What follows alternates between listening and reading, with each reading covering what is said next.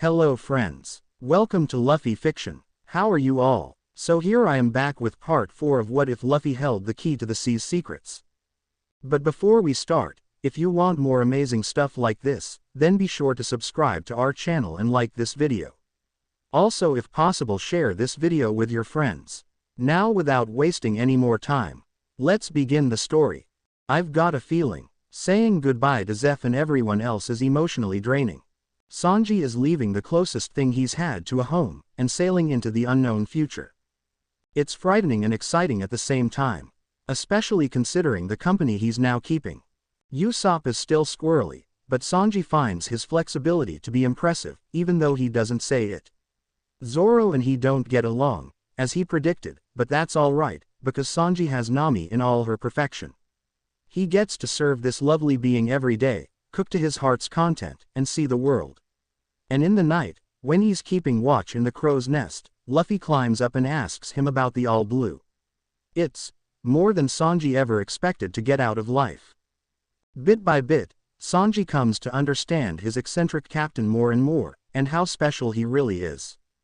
Usopp tells him the story of how Luffy saved his village and Kaya, who is the only thing Usopp speaks about with soft, genuine tones.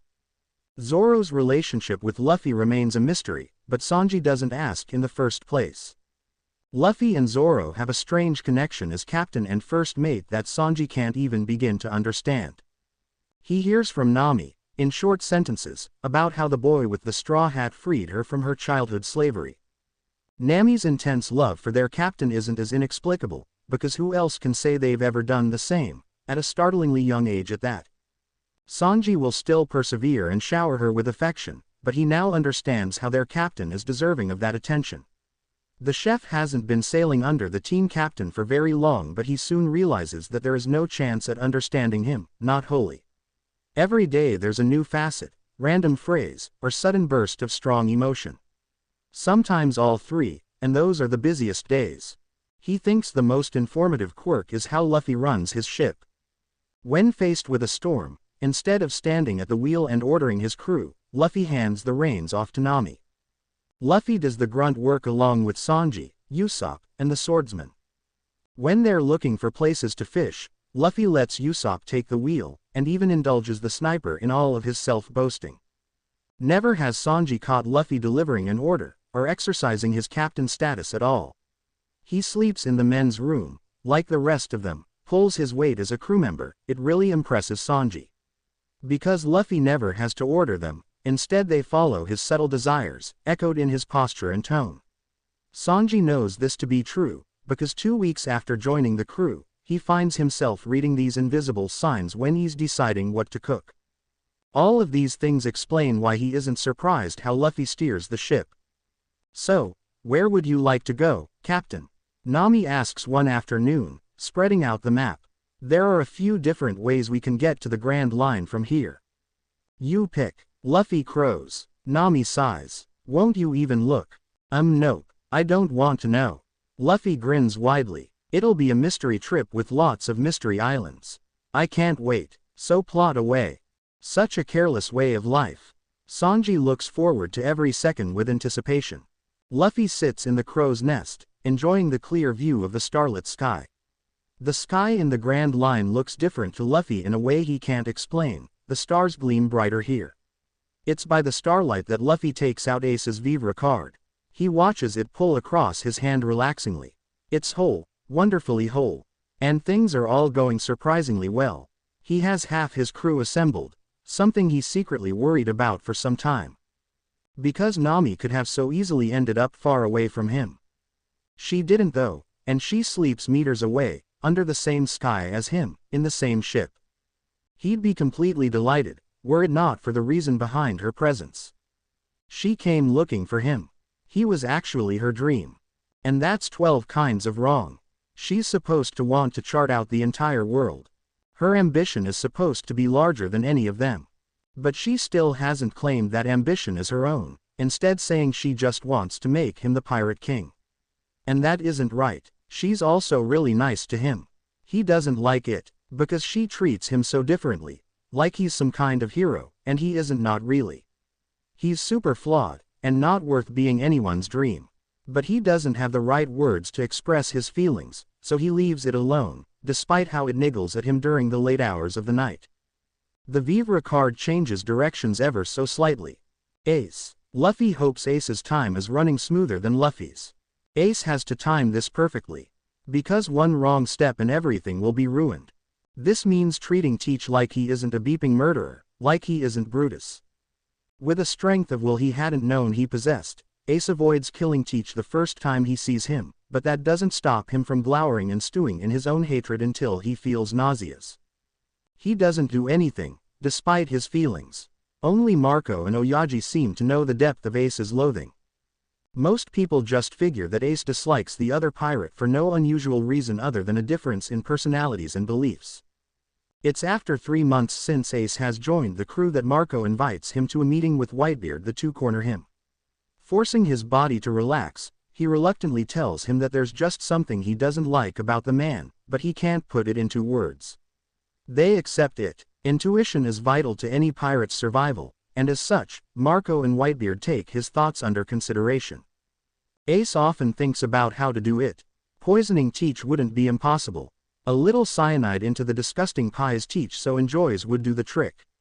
Or even just cyanide in his water, but the poisoning of a crew member would cause panic among the men. There's a chance he would be found out, or worse, someone else would be wrongly accused. So Ace forces himself to wait for the same moment. He bides his time, eating, and working alongside a fratriciding beeper. And when the moment comes, a knot that's been there for over 10 years finally comes loose in his chest. He's all but lived for this moment. He's played it out so many times, that he knew how to do it just right.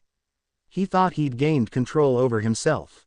But when Ace watches Teach standing behind his reliable friend Thatch with a knife, he just snaps. The next thing he knows, his fist is through Teach's stomach and Thatch is spluttering in surprise. Thatch stared at him with complete shock and betrayal, and that hurts Ace so much. It isn't until Thatch hears the distinct clatter of a knife hitting the ground and sees Teach's dagger has slipped from his still half-gripped hand that he understands. "Hey Thatch, Ace, what's going on yoy?" we heard shout. Marco's gaze lands on the bleeding, still corpse of Marshal Teach. "Ace, what did you do?" "He didn't." Thatch manages after a moment. He gathers himself before he began talking again. "Teach was going to kill me." The words are dazed and questioning. "What? Why would he?" Marco cuts himself off. Ace distantly sympathizes. "For the devil fruit." Ace hisses. The utter loathing in Ace's expression is nearly palpable, and he sees a similar feeling on Marco's face. He can see the thoughts running in his head, knows them intimately from ruminating on them for years. How dare Teach? What monster would go so far as to kill one of his brothers for a devil fruit? Why wasn't our family worth more to you? Let's talk to Oyaji, Marco says finally, stifling his anger and taking charge. Ace nods tightly. There's protocol to be followed. I'll get Izu. He can watch over the body to make sure no one gets close while we sort this out. No doubt people will know what happens, but nothing should be said or done without Pop's agreement. Thankfully, they're on the top deck and it's nighttime, so most of the crew members are sleeping. Izu, Marco, and Thatch are the commanders in charge for the evening. So Ace watches distantly as Marco quickly heads to the main deck to find his fellow commander who's engaged in a conversation with a crewmate. Izu makes eye contact over the crewmate's head and Marco jerks his head to the side. Izu excuses himself from the conversation and allows Marco to wordlessly guide him to the top of the deck. "What is it, Marco?" Izu asks, as the first commander leads him to the top of the deck where Ace and Thatch wait. The latter has his head buried between his knees, still trembling. Izu's face blanches. As that, his eyes fly to Ace, noting the blood on his hands and pants. "Teach tried to kill Thatch for a devil fruit," Marco explains flatly. Ace intercepted the attempt. A brief flash of fury glints in the cross-dresser's eyes, but Izu recovers himself quickly, settling into a business-like countenance. "Going to report to Oyaji." "Yeah, we need someone to watch the body and keep the rest of the crew away." "Very well." Izu stiffly dips his head. "Thanks." The three leave, going below deck. They walk up to the massive doors that lead to their father's room. Marco knocks and after a moment of waiting the trio is called in. Whitebeard sits on the edge of his bed, in his sleeping clothes. Despite the early hours, his eyes are alert, and Ace can see him taking stock of the three of them, Marco's tense posture, Ace's bloody hands, and Thatch's still trembling body. What happened? I think Ace would be the best at explaining, Marco says, running a hand through his blonde hair.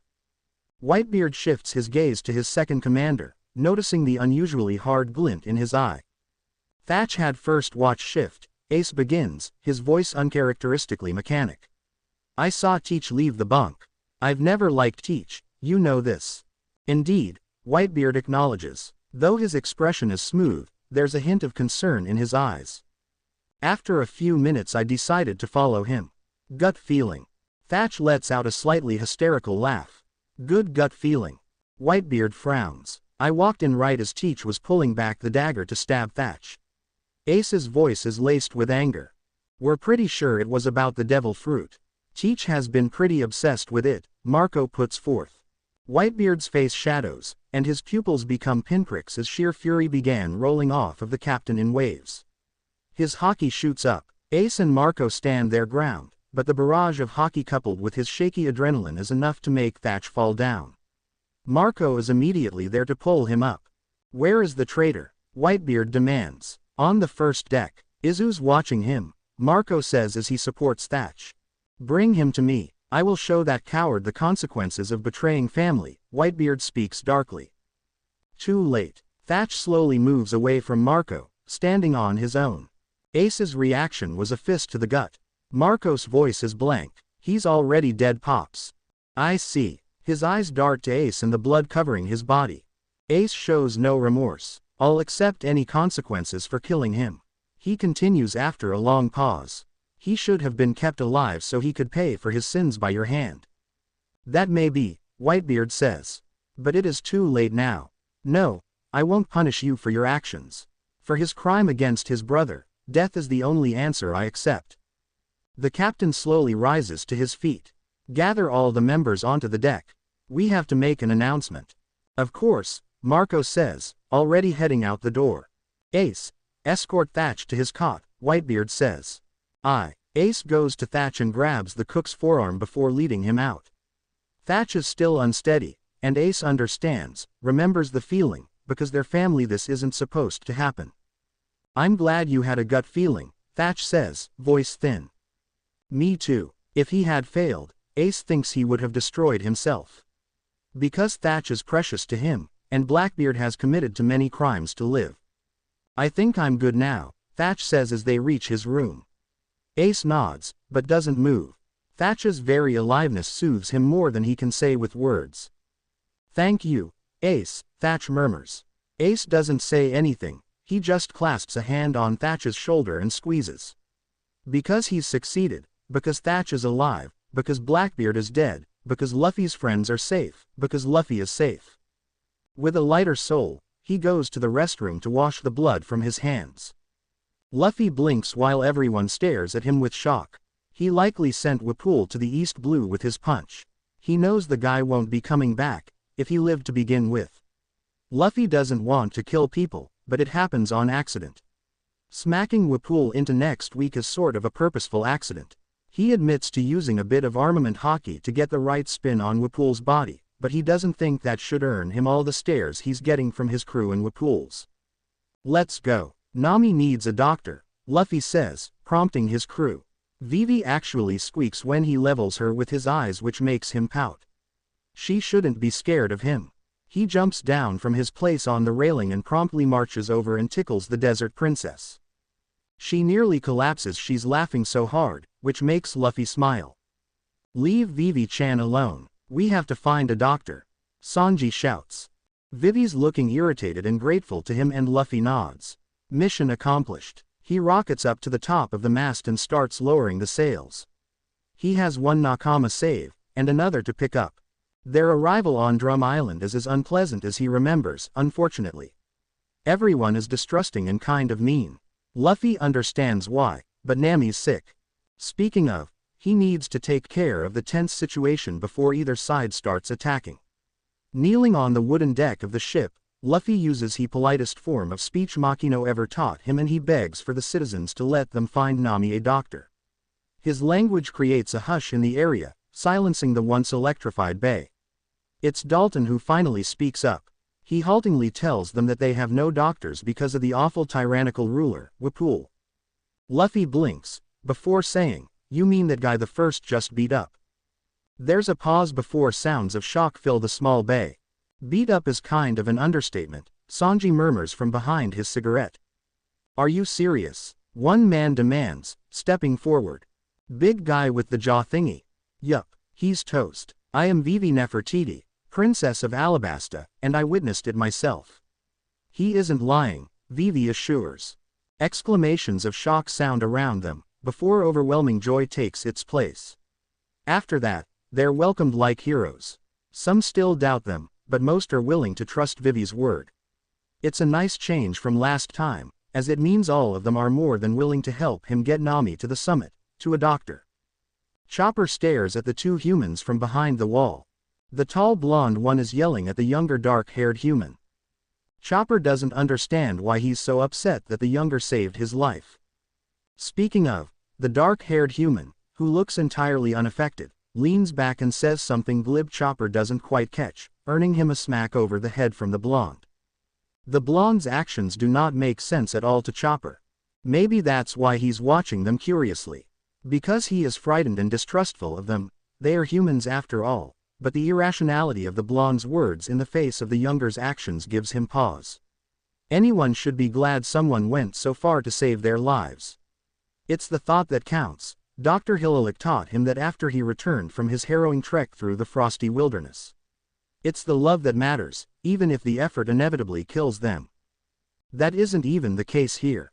The effort is what saved the blonde.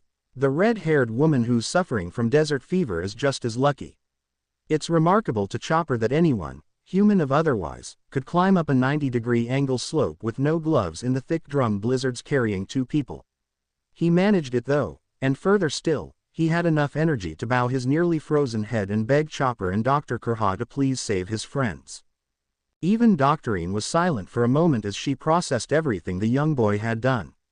She then gave a laugh and ordered Chopper to get 3 beds prepped for their guests.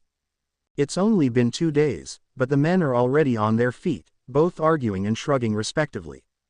Eventually the blonde gets fed up with the other team's responses. He throws his hands up air before pulling out a cigarette and heading out of the room. Chopper immediately scrambles back from his place by entranceway and takes shelter in the shadow of a suit of armor. The blonde doesn't even notice him. He's too busy muttering under his breath about shitty rubber captains. Once his words and steps fade away, Chopper lets out an exhale of relief. That was close. Hi. Chopper lets out a cry of surprise and falls backwards on his behind. Flipping himself around quickly, he spies the dark-haired human looking at him with a wide smile. Chopper has never been snuck up on.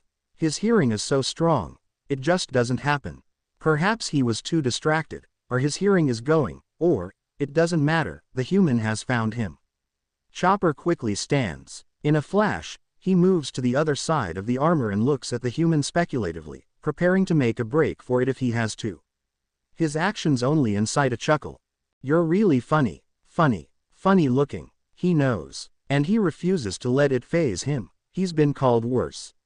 Chopper chooses to remain silent. He doesn't want anything to do with this human. Although he hasn't freaked out, asking what Chopper is, he will eventually when he understands, if he understands. Chopper doesn't intend to grant him that opportunity. "You should join my crew." That makes his suspicion drop in favor of surprise and confusion. "Your pirate crew? I'm the captain. You should come and be my nakama." Oh, that isn't a word Chopper hears very often, to be sure.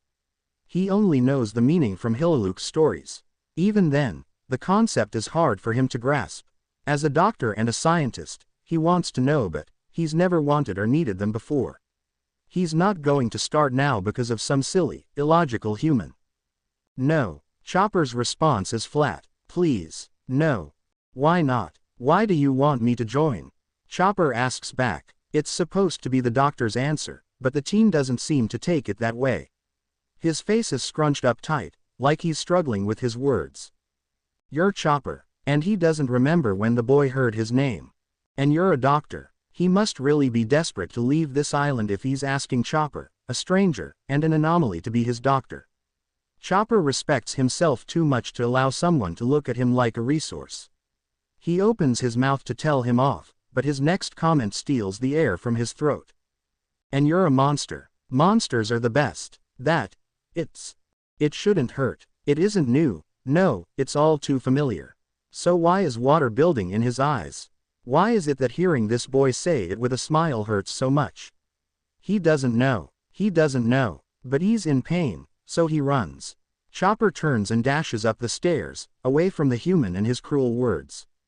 He wants to run to Doctorine, but he knows better.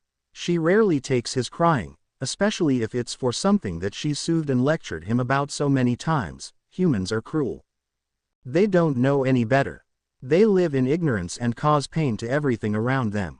It's not him, it's them. It's hard to keep all of that in mind with tears soaking the fur beneath his eyes. He runs and runs until he reaches the top of the castle and goes straight to the edge. He looks out at the snow gently falling now over his island, looks at the area far below them with all the humans in it. There's a reason he lives here, away from them. Why'd you run away? Again. He snaps around to the teen who has miraculously followed his path through the winding stairways of the castle to the roof. Go away. Not until you become my nakama. You can't.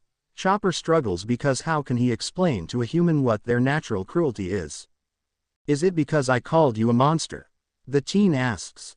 It didn't help, Chopper says flatly. Nami keeps telling me it isn't a compliment. But she doesn't really get it. The human scratches his head.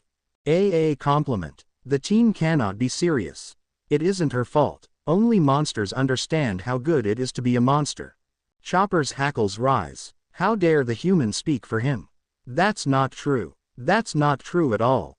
It hurts. You're too strong and you frighten people just from existing. It isn't good. He's gasping by the end of it. He didn't mean to say nearly that much, but the ignorance in the teen before him, maybe well intended as it is, still hurts. No humans ever dared to assume what it's like to be him.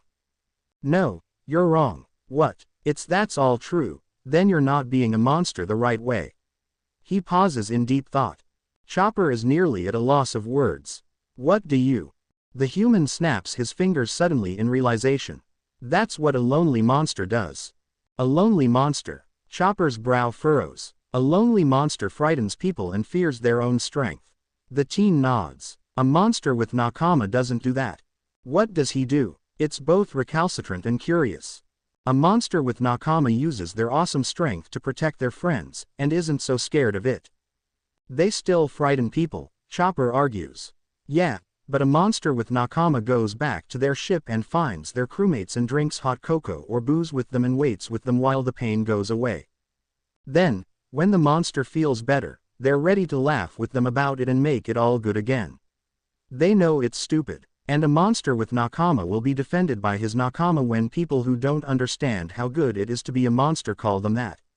The teen smiles as he speaks, but Chopper does not reciprocate. You don't understand. You can't say these things. You aren't a monster like me. Oh, the teen makes a sound of understanding. I never explained to you, did I? Explain what? Chopper mutters unhappily. I'm a monster too. You are not. I am. He pulls at his cheek, stretching the material of his body beyond the limits of any of the anatomy Chopper knows. And for a moment, he's stunned. For a moment he feels a spark of kinship. But it vanishes, because it's not the same. It's strange, but it's not monstrous. Lots of people are made of different materials because of the Yomi no Mi. That doesn't make them a monster. I'm stronger than you are, the teen says offhand. I could level this entire plateau. Liar. It's true. Prove it, Chopper challenges. I don't think the doctor lady would like that very much. He pauses for a moment. How about an arm wrestle? Chopper narrows his eyes. I won't hold back. Okay, I'll be careful though. Chopper bristles. With a thought, he changes forms, growing larger and larger until he towers over the teen, arms growing more muscular, and his face an expression harder and stoic. He stares down at the human daringly. He's waiting for a reaction, maybe a hint of fear, or a bewildered look, because this is what really gets people. He's met a couple humans who think his smaller form is cute and charming.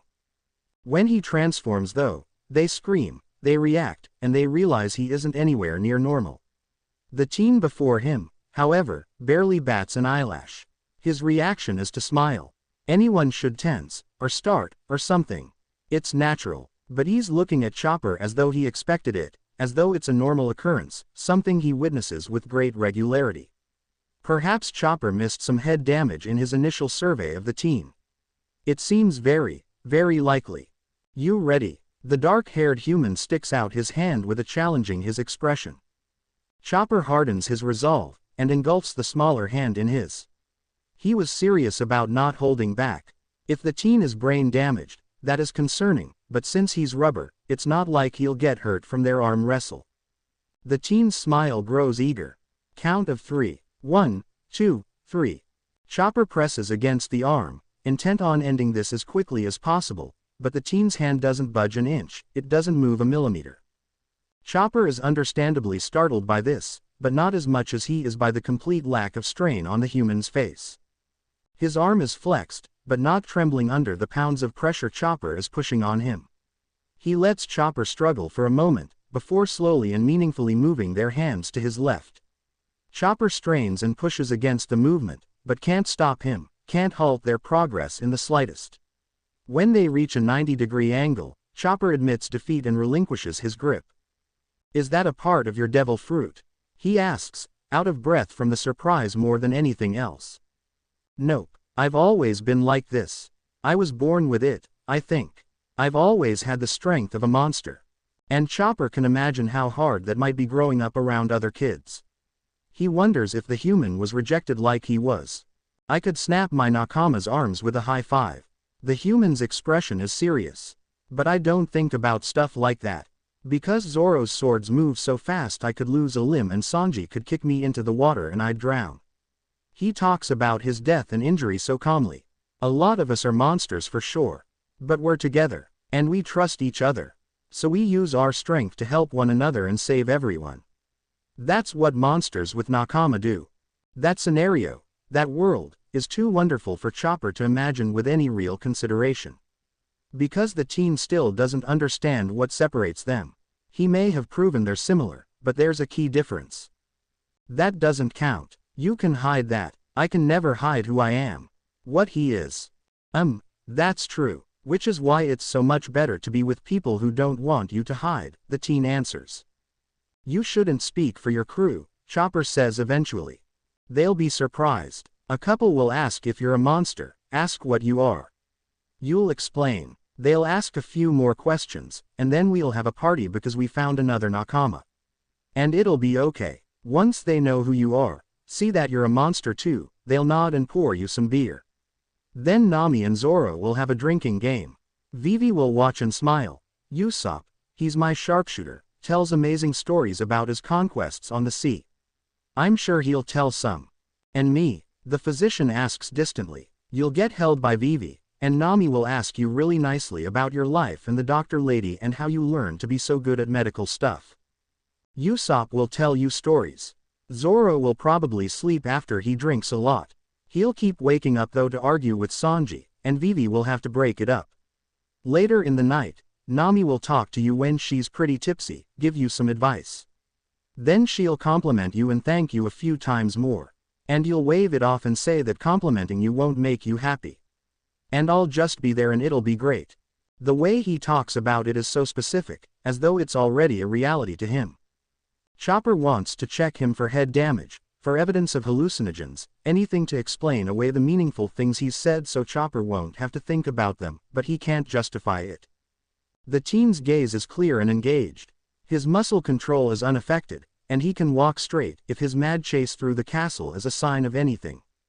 It would make so much sense to explain the picture he's painting as a figment of his damaged brain, something not realistic or even possible.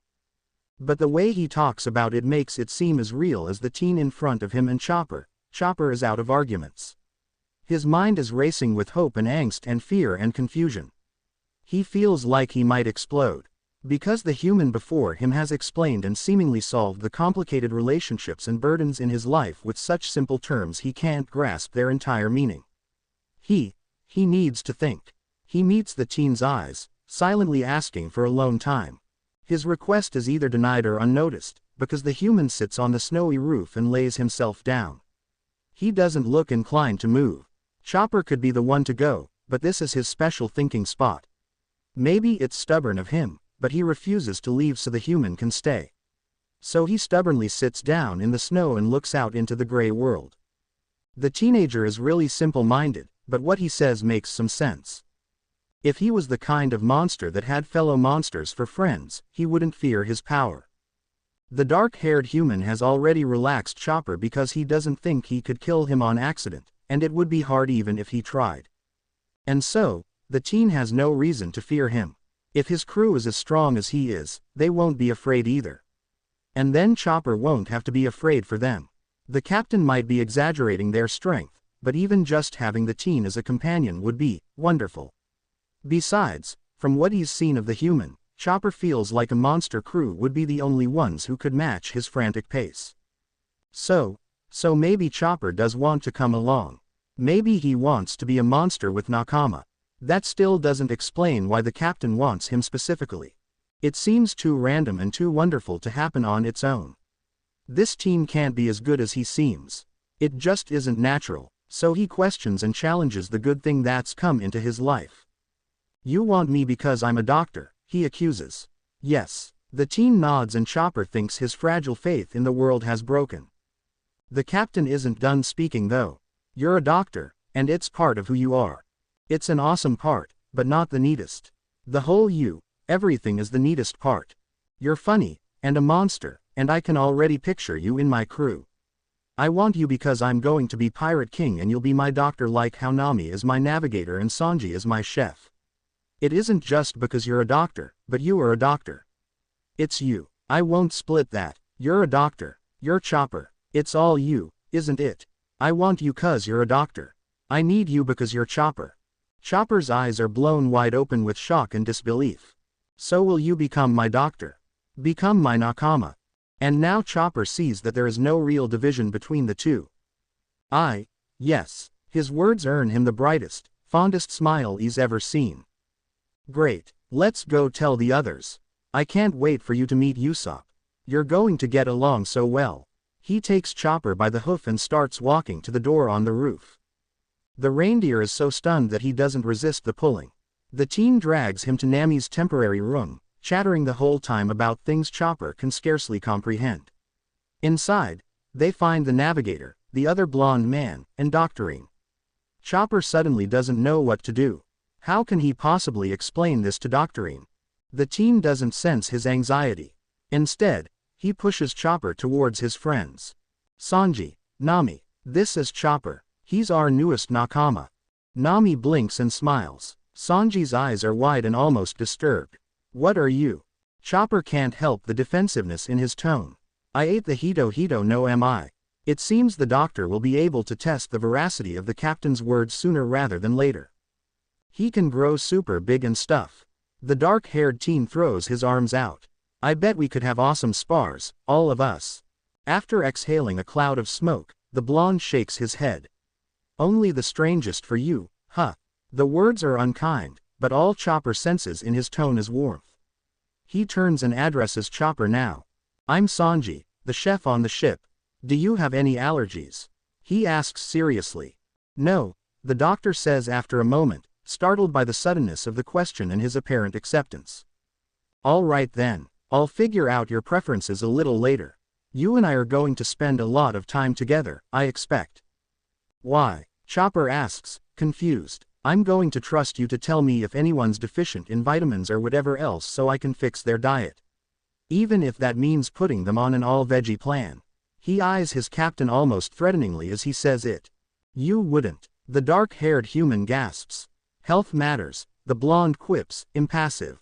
Chopper blinks as a thought strikes him. I just realized that I don't know your name," he utters dumbly. Nami slaps a hand over her forehead and Sanji gives a gusty sigh. "How did you recruit someone without telling them your name?" Nami wonders exasperatedly. I know it's you we're talking about, but still, this is ridiculous, Captain. His persuasive powers are too dangerous. We shouldn't let him talk to other people. They'll get dragged into his madness too. Sanji actually looks concerned. The dark-haired human, his captain, lets out a loud laugh. I'm Luffy, Monkey D. Luffy, and I'm going to be king of the pirates. Luffy, Chopper says tentatively, trying it out. And maybe it's just the soft acceptance of all of the individuals in the room, but the name sounds right, like it's something he's been meaning to say his entire life. So he says it again. Luffy. And Luffy smiles. The next day, Chopper leaves the island. He says goodbye to a silent Doctorine, who avoids sentimentality like why. Pestis. It hurts, but he understands. Getting over her displeasure will take a while though, to be sure. Once they get off the plateau, Luffy leads their little party to a pirate ship with a sheep on the stern. He formally introduces Chopper to the Going Merry. Once on board, he meets the rest of the crew. They stare and ask what he is, just like he expected. He answers tersely and unsurely. Surprisingly, Nami expands on his brief explanation, drawing the events of his strange circumstances into a story about a person. She must have spoken to Doctorine. The way Nami talks about him makes Chopper want to meet this individual himself. He feels startlingly taken care of. Their intense interest in him fades as Luffy announces a party and everything happens just like Luffy said it would. Chopper wonders if he's prophetic, because Vivi holds him, calling him cute, and telling him how grateful she is that he's come along to help her do something that none of them have explained yet. Nami smiles kindly at him, and questions him gently. Usopp tells stories, and they are magnificent. If Chopper had known he was joining a crew with such an esteemed war veteran on board, he would have agreed faster. After a long, drawn-out drinking contest, Zoro collapses against one of the barrels of booze, sleeping deeply and soundly in the chaos of the party. Miraculously, he seems to realize when Sanji is being especially overdramatic, and groggily rises to fight him for a few minutes until Vivi separates them. Nami gives Chopper very tipsy advice on pickpocketing before complimenting him and thanking him, much to his chagrin, because these bastards should know that compliments won't make him happy. And Luffy is there, all over the place at once. Chopper believes him now. He believes everything he said. And Chopper wants to be a monster with Nakama. As he accepts those words in his heart, fireworks fill the air. He whips around to face Drum Island and finds sakura trees have bloomed over the plateaus. Tears fill his eyes, for both Doctorine and Hilalik, and for himself. He found a miracle for sure, he found a home. Luffy takes his hoof and smiles at him like he somehow knows what Chopper's thinking. In case he doesn't, Chopper gives him the widest smile he can manage. He's found another monster, and suddenly, actually being a monster isn't so terrible after all. He's never been glad before, that he ate the Hito Hito no Mi. Luffy sits on the grassy area beneath Nami's mikan trees. If he asks, she'll give him one, but he likes looking at them and smelling them more than eating them. Because Nami doesn't understand she isn't supposed to share her precious fruits with him. He hopes she'll catch on one day. Until then, he'll wait. That's what he's doing now. They're sailing to Alabasta, where Vivi's country anxiously anticipates her return, and Chopper's first adventure lies. His littlest Nakama, Luffy remembers, won't open up to them fully until after he faces death standing beside them. Drum Island was just the start. Despite the fact the place is covered by snow, which is awesome to play in, Luffy kind of hates that place. Because Nami got sick there, again. Luffy frowns as he thinks of how weak Nami looked again. He wishes there was something he could have done to prevent her from getting sick, but illness is something he's never been able to fight away from people. If only he could punch sickness. He frowns even more when he thinks about Sanji's anger. The chef is still angry at Luffy, even 2 weeks later. It wasn't Luffy's fault. When they were ascending the mountain, Luffy just couldn't let Sanji climb at all. He made his chef cling to his waist as he pulled all 3 of them up the rocky edge. Yes, it was painful and he almost lost a couple fingers to frostbite, but that's exactly why he couldn't let Sanji go through with it.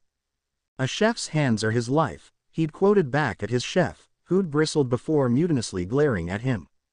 He went along with it though he tersely cursed him every couple of meters and everything worked out just fine. Sanji will no doubt wordlessly forgive him sooner or later.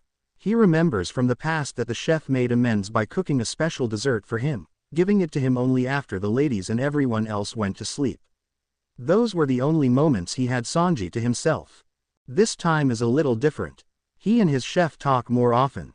These moments also happen in the night, where Luffy can corner the chef in the crow's nest and ask about all the different kinds of fish in the all blue.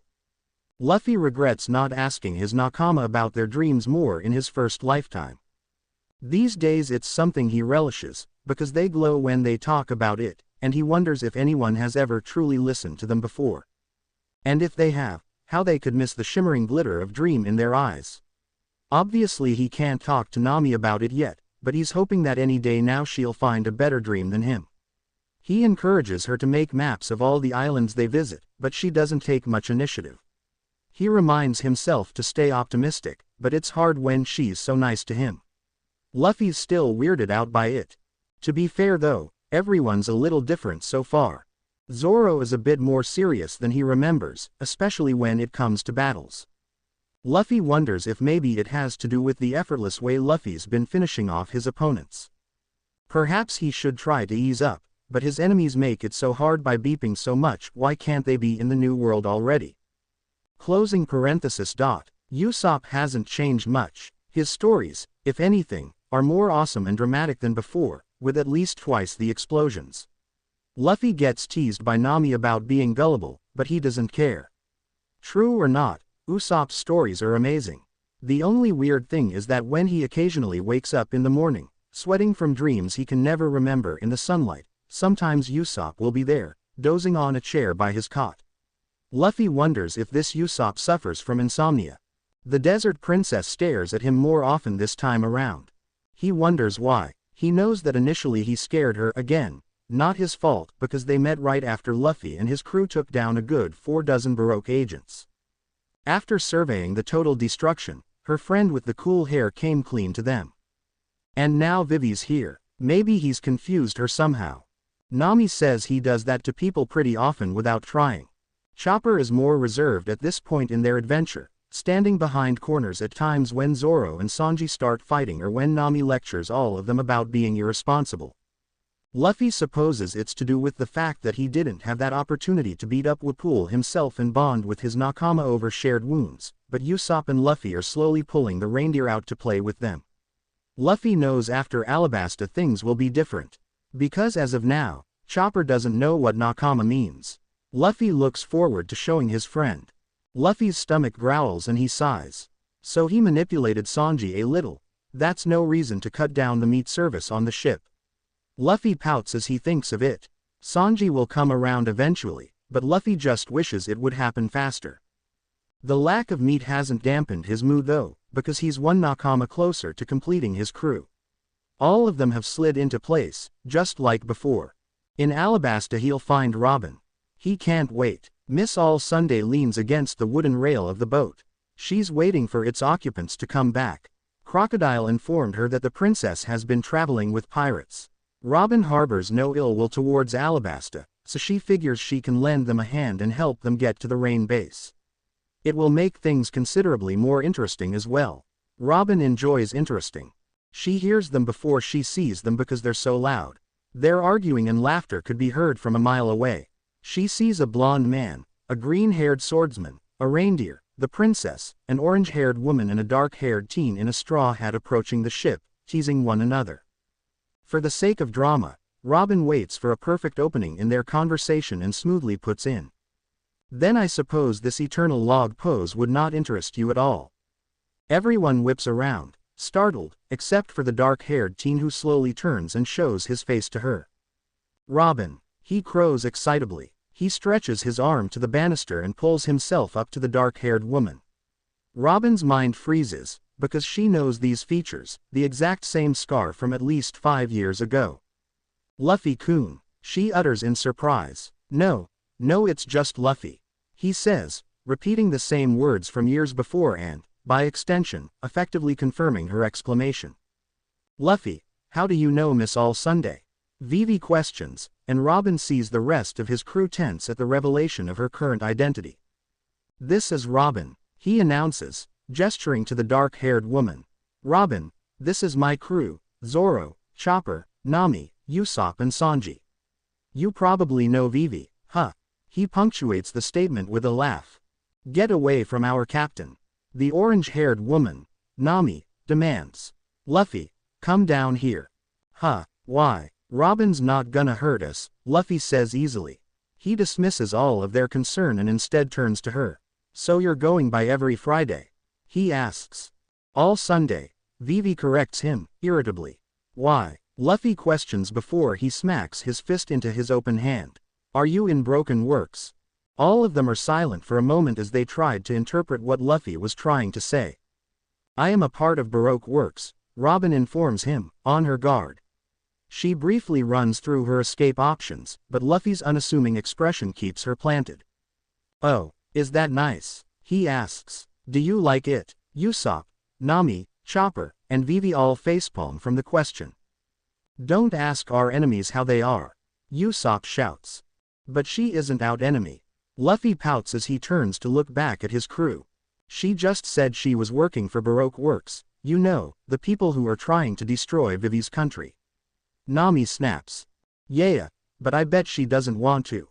Luffy smiles at Robin. "Nay, Robin, my offer still stands." She blinks as she recalls what exactly his offer was. Robin barely resists a choked laugh as she realizes that he has kept his word and found her again. However, she knows she can't accept. "I'm afraid I have to decline," Robin says politely. "I don't think our goals align." "They do so," Luffy calls back. Then, with a glint in his eye that's too knowing for the generally spacey teenager, he says, "We're gonna be the winners, Robin. There's no chance we won't." Robin glances between the confident expression on Luffy's face and then discreetly at the princess. Luffy was incredibly strong as a 12-year-old, who knows how much he's grown since then. If he's honed his haki, Luffy stands an excellent chance of beating Crocodile. The more she thinks about it, the likelier it seems that Luffy would emerge victorious from that particular scrap. In addition, not only does he have a crew who all seem relatively strong, if the battle stances the blonde and green-haired men have slipped into mean anything but he's aligned himself with the princess. Robin's not surprised. It seems natural for Luffy to be fighting on the side of good. Unfortunately, Robin can't afford to have such altruistic motives when it comes to her actions. Since she was 8, she's always had to consider what's best for her, regardless of good or bad. It's necessary for her very survival.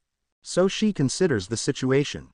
Luffy is undoubtedly going to engage Crocodile in a battle the former will likely win. With Crocodile down, there's nothing keeping Baroque Works together and they'll fall apart. Luffy succeeds in dismantling their entire network with one fight. That still doesn't solve the issue of the impending civil war that's brewing, but perhaps that's where Robin could gain some impetus. If she hands over Mr. 2 to the rebels and forces him to show his talent, she could likely save the country a lot of strife, and if she gains leverage on the princess by helping out, she can possibly get to the poneglyphs without Crocodile. Is she willing to take that risk though? It's a dangerous conception. All of it hinges on whether Luffy will be able to beat Crocodile. As for that, Robin finds she has faith in the boy who selflessly fought off thugs for her all those years ago. She doubts he has much ulterior motive for asking her to join his crew other than a desire to keep a promise made years ago. So Robin thinks she'll take a leap. Throughout her inner debate, her expression hardly changes temperament. While she thinks, Luffy is berated by just about everyone on his crew for fraternizing with the enemy.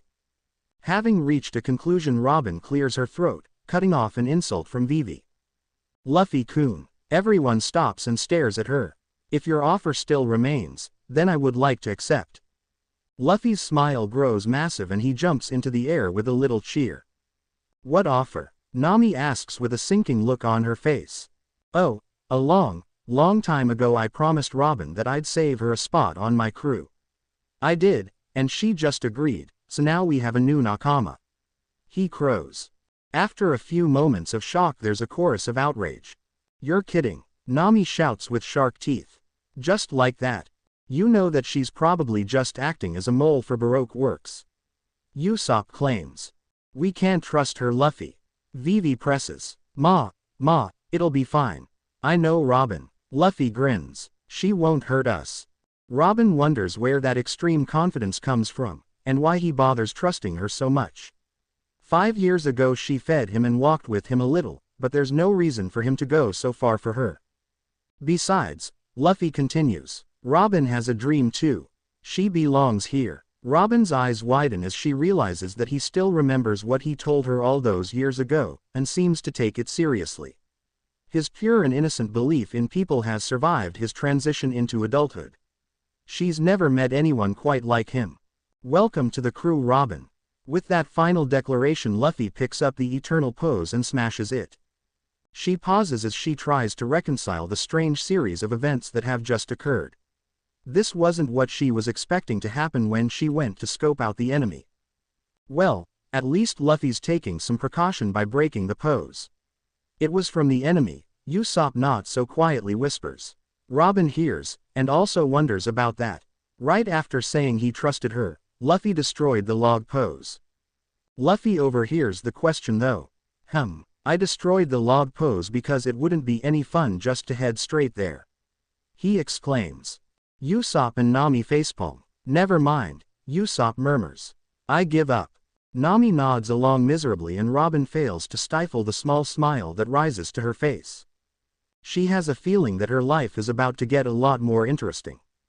It's mid-morning when Whitebeard hears a knock on his door. He raises his eyes from the paperwork and calls whoever they are in. Ace enters with an unusually tentative look on his face. Oyaji, Ace begins, giving his father a rather hesitant glance. I need to take a few weeks off for personal reasons. Whitebeard raises a brow. Personal reasons? Yeah.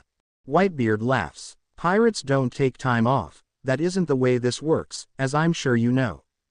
It's my brother, Pops, Ace says earnestly. I need to regroup with him and his crew. Whitebeard files that information away.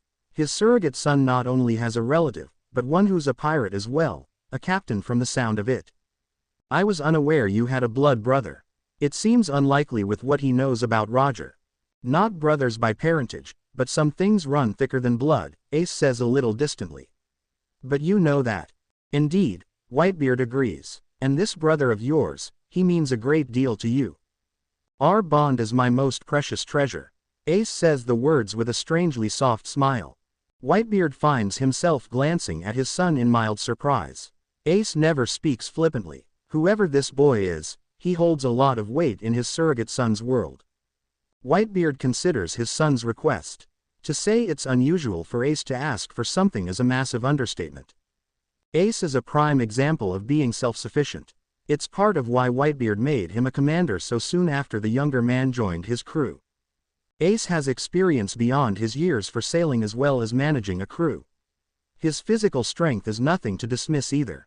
Now knowing the control his son has over armament and observation hockey, it isn't so surprising that Ace thought he could pose a threat to Whitebeard, one of the 4 Yonko. Something in his gut tells him that he hasn't seen his son go all out yet, and he will relish that battle when the time comes. For now, he re-examines Ace. All of the crew has had difficulty reconciling what happened with Teach and Thatch. None more than Ace, who had done the deed himself. Whitebeard occasionally catches his son with a distant, far-off look in his eyes. It's only increased in the past weeks. Now Whitebeard figures he knows what that was about, a search for familiarity in a world suddenly spun askew. Seeing the state the entire crew is in, some shore leave may well be in order. Very well, Whitebeard says after a pause. Thank you. Ace inclines his head slightly. Take Marco with you, Whitebeard adds before Ace can leave. His son hesitates. Can you really spare another commander? We won't be making any big moves until the unsettlement in the crew has calmed. I can spare a couple commanders for a few weeks. Check in with a Den though. Ace smiles wryly. All right, I'll tell him. Good. Whitebeard pauses and Ace waits, sensing he had more to say. What is the name of your brother?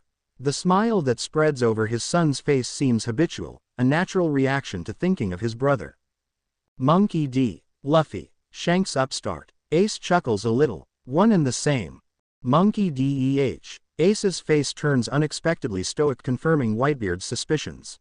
This Luffy is undeniably related to Monkey D. Dragon. The will of D lives on, Whitebeard says. Ace relaxes and smiles. I'll see you later, Pops. Safe travels, son, Whitebeard bades. So who's this brother of yours, Yoi? Marco asks a few minutes out into the ocean. He's almost a little startled that he's completely forgotten to ask. He's a pirate, right? Yeah, he's captain of the Straw Hat crew, Ace replies, squinting as he glances at the bright horizon. Monkey D. Luffy. Marco blinks. That rookie from East Blue. Really? Yep. Ace's smile is bright. Marco inwardly rolls his eyes. He has a feeling that Ace will be doting extra attention to his little brother in the time they spend together. For some reason, he never really took Ace as someone who has such strong bonds to the past. He's always looking forward to the future in a way so unerring that it's almost unsettling. But then again, there is a lot Marco doesn't know about his fellow commander. And where are we meeting him? Alabasta. That's pretty far down the Grand Line, Yoi, Marco comments. It shouldn't take us more than 3 or 4 days, Ace says idly as he double-checks a Vivre card. Marco idly realizes that the card the second commander stares at with such regularity is Ace's brother's card. Then Ace's sentence fully hits Marco. Are you kidding? It should take us a week and a half at least. Not if we're riding the fast way. You don't mean. Hold on to something, Marco. Ace grins wickedly as his lower half dissolves into flames. The next thing Marco knows, they're skidding over the waves, headed on a fast track to Alabasta. I want to tell you. Sanji exhales a cloud of smoke as he stares out the window of the galley.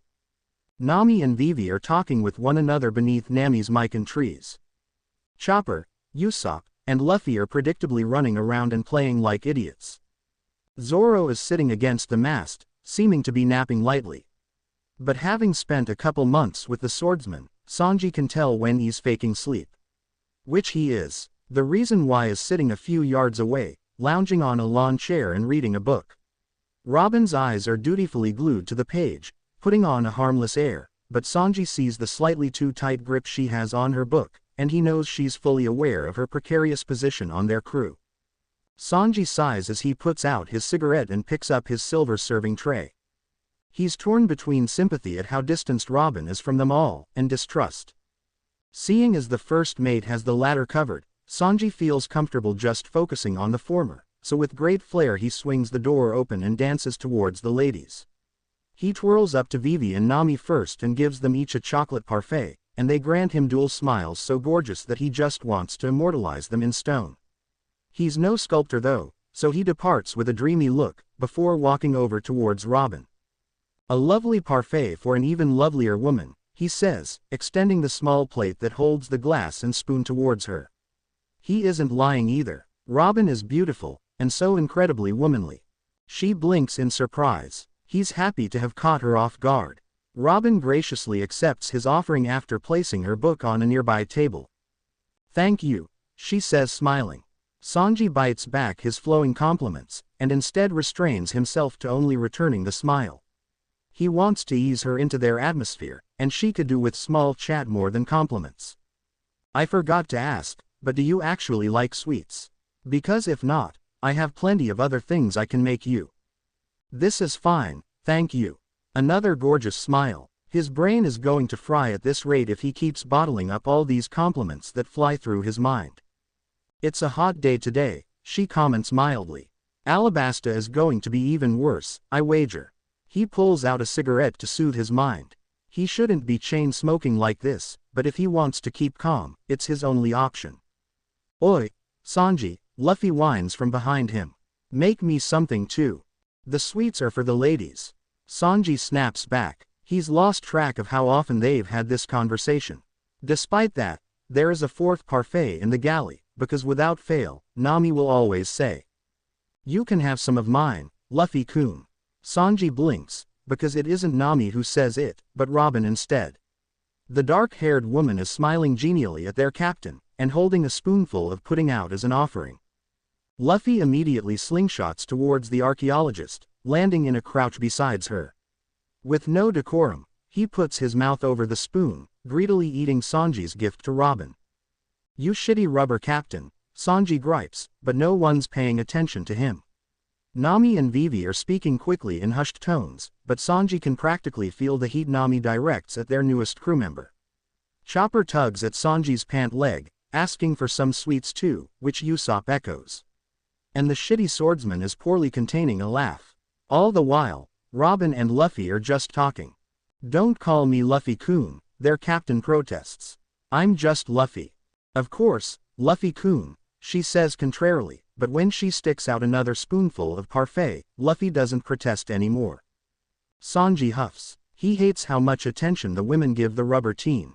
It really isn't fair for someone with no manners to have such good luck with women. Sanji stands a little away and smokes his cigarette irritably. "Whatcha reading?" Luffy asks Robin between bites. "The Princess Bride." Robin shows him the cover. "Oh," Luffy exclaims. "I've read that before." Sanji coughs on smoke, Usopp's and Chopper's eyes bulge, and Zoro's neck snaps up with alarm. Nami and Vivi seem to sense the change on the ship, so they turn and look curiously at them. "What is it?" Nami asks. "Luffy," he said. Sanji struggles to put it into sentences. "I just said that I read The Princess Bride before. It was a cool book." Luffy frowns in bemusement. They might be confusing him, but Sanji wagers he's confusing them so much more. "As in a book you've read, like actually sat still and looked at the words?" Nami asks slowly. "Yeah." Luffy tilts his head. "Why are you all staring at me like that? I just didn't expect that." Usopp voices what they're all thinking. "You just seem like you're too adventurous to spend time reading," Vivi diplomatically adds in. "Well, I wouldn't have read it if they didn't make me." Luffy's face twists unhappily at the recollection. "Who made you read?" Chopper asks curiously. "Ace and Makino." There's a pause. Sanji's expecting someone to know what's going on, but it's clear from all of their faces that no one understands. "Ah, Ace. I was going to ask how he's doing." Of all people, it's Robin who actually seems to get it. "He's doing awesome. He's a commander on Whitebeard's crew right now. I bet he's having all kinds of awesome adventures." Luffy grins eagerly, as though he hasn't just shocked them again with his casual words. "Everyone knows about Whitebeard. He's said to be the strongest man alive. He doesn't run a ship, so much as a fleet. He delegates some of the power and responsibility to some of the strongest powers on the water, his commanders." While they're all stunned, it's Zoro who has the most violent reaction, visibly starting. "You know one of Whitebeard's commanders?" Why? How? Why wouldn't I know Ace?" And Luffy sounds genuinely curious. "Luffy, who's Ace?" Nami circumvents any chance for misinterpretation. "Oh, Ace. Oi, Luffy." Luffy's head snaps around so fast his features blur. Sanji turns and stares out into the ocean, where he can see a small boat approaching them very quickly. On it there's two figures, one of which is surrounded by flames. He does a double take. My, Robin says blandly. "It is true. Speak of the devil, and he shall appear." Her words are confirmed by Luffy's excited crow. "Ace. Luffy." Their captain doesn't even wait for them to dock on the ship before he's rocketing forward onto the man with dark hair, who has banished the flames, thankfully. His voice is a steady chant of "Ace, Ace, Ace" as he clings to the other man's shoulders. Every crew member hurries to the side of the ship, and mostly all of them are stunned. Luffy, the man, Ace, exhales soothingly. He tries to pull back, but Luffy holds tight. Sanji can see Ace's frown, and that's when he also notices the trembling of Luffy's shoulders. Sanji watches his captain freeze before taking a deep breath. As he does, he turns and Sanji sees a wide smile over his face. Maybe the trembling was a trick of the hot sun. "Luffy." Ace ruffles Luffy's hair, making Sanji's captain laugh and duck away slightly. All of them are glued to the close and casual interaction. "Ace," Robin begins, addressing her fellow Straw Hat pirates, "is Luffy-kun's older brother." "His brother?" Usopp, Nami, Vivi, and Chopper exclaim in surprise. Sanji's eyes widen. With Luffy in hand, Ace leaps off his boat and onto the Going Merry in one smooth action. The second person, a blonde man, follows. Sanji notes that he's eyeing the two brothers in a similar way as they are, with surprise and a little reservation. "Luffy," Ace says gently, and the younger of the pair finally disentangles himself. He faces his crew, smiling widely and cheerfully. Everyone, this is Ace. He makes a short gesture. Ace, this is everyone. You're terrible at introductions. Ace smirks. He then turns to them and bows at the waist. Thank you for taking care of my little brother. I know he can be a handful. All of them are a little startled by his manners, but they all respond reflexively with echoing bows, like they were all taught at some point in their lives. Yes, he is, they all utter aloud in unison. But that's all right, Nami chips in, smiling. Ace then turns to the side and gestures to the blonde man. This is Marco. He's the first commander of Whitebeard's fleet. Cool, Luffy says blandly, in a massive understatement. From behind him, Sanji can feel Zoro's slight tensing. It's nice to see you again, Ace-san, Robin says, moving closer to the group. She had been hanging back, maybe out of shyness or uncertainty, Sanji doesn't know, but he's glad to see her step forward. Ace looks surprised to see her, but smiles widely. You as well, I wasn't expecting to see you again so soon. Ace addresses this more to Luffy, who lets out a cheerful laugh. I only joined his crew a week ago, she divulges. I was in the area working under other affiliations before. She was working for Baroque Works. Nami sniffs. Oh, Ace pauses. Did you like that? So similar. The Straw Hats yell with shark teeth. They're all so funny, right? Luffy grins. Ace only smiles back. Ace, I'm going to tell Pops we landed, Marco says, speaking for the first time since coming on board. Though he's been rather quiet, his sharp eyes have been taking stock of everything on the ship. Sanji has no doubt this man could be the first commander of a fleet. Ace nods in agreement, obviously not wanting to leave his brother's side quite yet, and the first commander walks towards the bow of the ship for a bit of privacy. Can I ask why the sudden visit? Vivi asks delicately. We're all delighted to meet you, but was there a specific reason you've come out here? I'm just here to check up on my little brother, Ace says, bumping shoulders with Luffy and grinning. The team glows under the attention. Sanji knows he isn't the only one taken aback by the wideness of Luffy's smiles, the palpable love in his eyes. We have to celebrate. Break out the beer, Luffy announces. Zoro smirks, completely behind the idea. Nami sighs whereas Robin watches over it all with a pleasant smile. Make something awesome, Sanji. Luffy requests before turning back to his brother. Let me show you around the ship. Sanji sighs at the boundless energy, but smiles. Because when Luffy's happy, things are just better. Everyone dissolves to help prep for the party.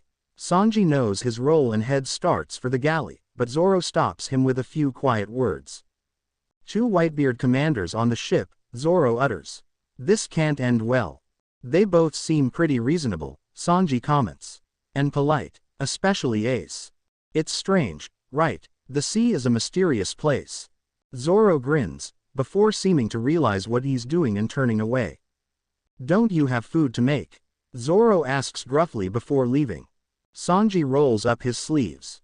Indeed he does. Marco watches the crew disperse as he leans against the railing at the front of the ship. Luffy tugs Ace by the hand towards the trees on deck and motions furiously at them while chattering a mile a minute. Ace smiles and laughs at whatever Luffy's saying. It's impossible to look at them and not think they are brothers. Hello. Marco turns his attentions back to the mustachioed Den Den Mushi in his hand.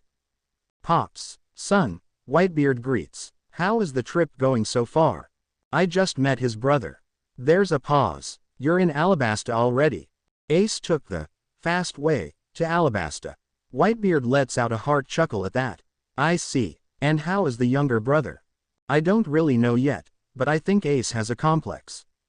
When Marco hears resounding laughter from the background on Whitebeard's line, he knows that just about everyone is listening in. A brother complex. Thatch's wheezing voice manages through fits of giggles. Marco understands, he does, but there's something he doesn't like about the whole thing. Oyaji. Marco trails off. That's enough everyone. Give me peace, Whitebeard says, and Marco can hear chattering as everyone disperses, giving their father privacy. Go on, he urges. There's just something about them that makes me uncomfortable.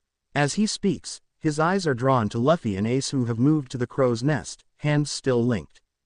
What is it? Marco has been on board for less than 10 minutes, but he's seen his fellow commander show new facets already. It shouldn't unsettle Marco, there's nothing insidious or typically discomforting about it all. But there's this strange intensity between the two. It's the smallest things in their closeness. It's the look in Ace's eyes, the utter adoration and delight being with his brother brings. It's the lowered walls that Marco never knew existed in the first place. Ace is never boring, but even for him, this concentrated emotion is anything but typical. Perhaps Marco's misunderstanding. Perhaps it's just a complex. He can't quantify it though, their relationship. Marco runs a hand through his blonde hair. I can't put it into words. All right, let me know when you figure it out. Right, I'll check in tomorrow. Goodbye, son. See ya, Pops. Miraculously, in the 5 minutes it took Marco to place the call, Luffy's crew has spread out blankets on the deck, and barrels of alcohol have been rolled out from the galley. Marco settles himself down against the banister, and watches the impromptu party get into full swing. Marco finds that although he doesn't know anyone except for Ace, he's enjoying himself. All of them ooze friendliness, and although there is a stranger watching on, none of them seem to censor their actions, meaning Marco gets a wonderful view of Luffy shoving chopsticks up his nose.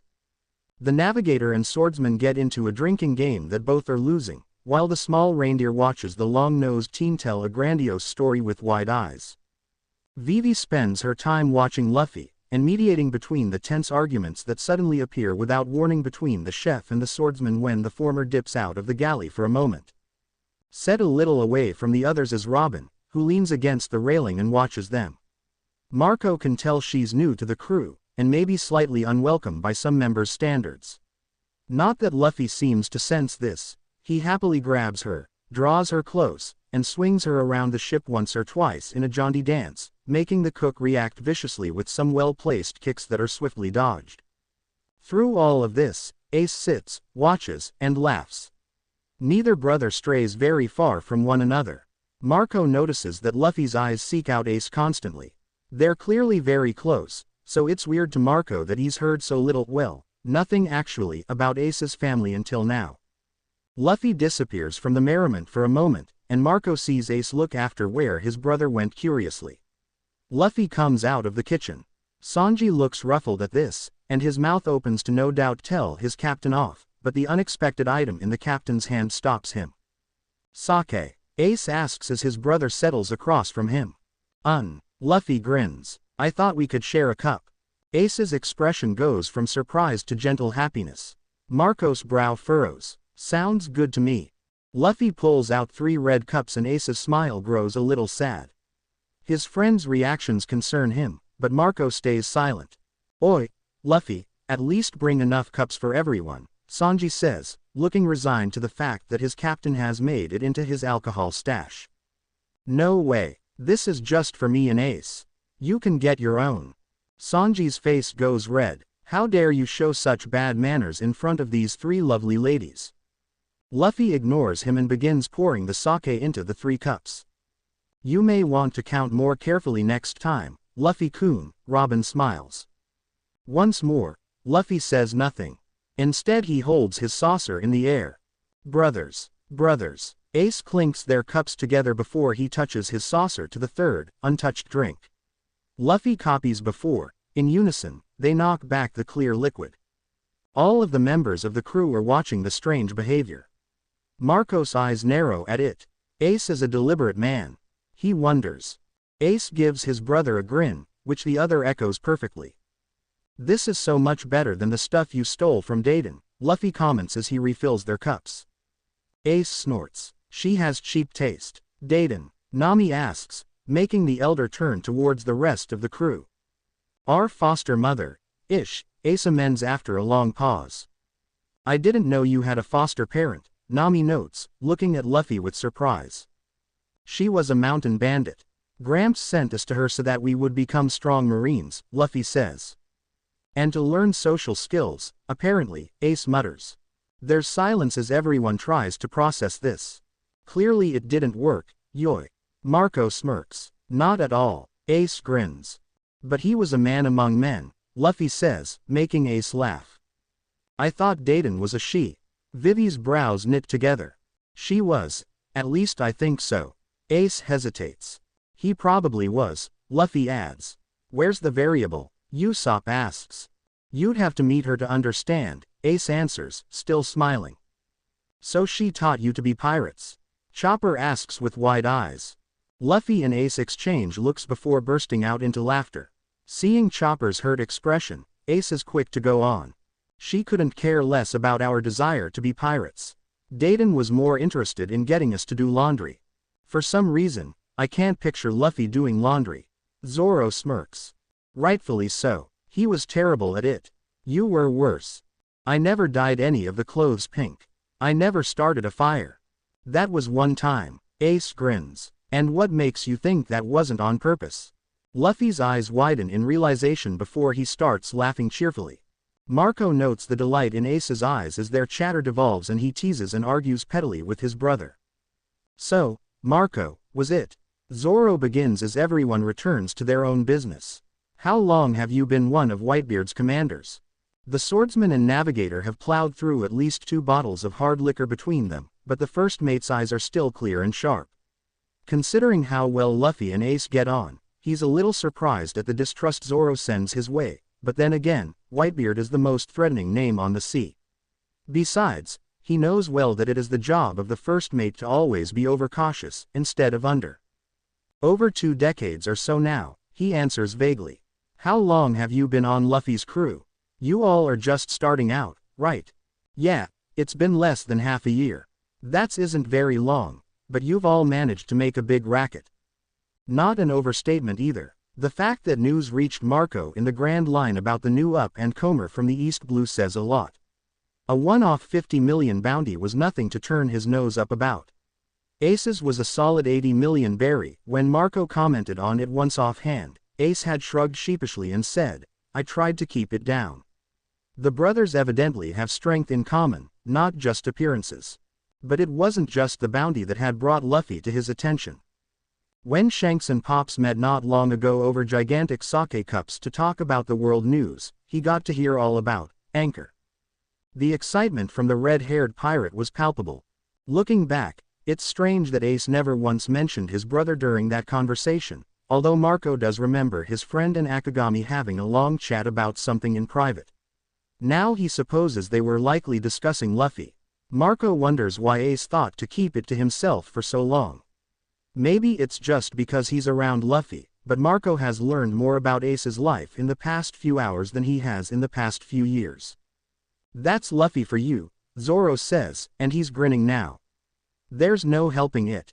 It would be nice though if we didn't have to look over our shoulders for Marines though, the guy with the long nose, Usopp, puts in. Can't handle the heat. Get out of the kitchen, Zoro quips with no bite. What? Me not handle the heat?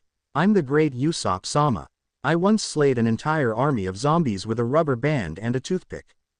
Really? That's so awesome, Luffy shouts. He and Ace are sitting a little down the rail. From where Marco is sitting, he can still see the stars in his eyes. Ace pokes his brother's face. Gullible. I'm not. Marco sees Nami and Vivi smiling at the interaction, just as he is. Somehow their actions are warming, even to outsiders. Did you really do that? Chopper asks with a small hint of doubt. Of course, Usopp asserts. And after that I faced a horde of veggie people trying to destroy all the meat monsters on the island. You're awesome, Chopper says with sparkles in his irises. Usopp nods with confidence. Exactly, you see what happened was. Marco smiles as he sees the swordsman shaking his head. Desert anyone, Sanji says as he comes out from the kitchen.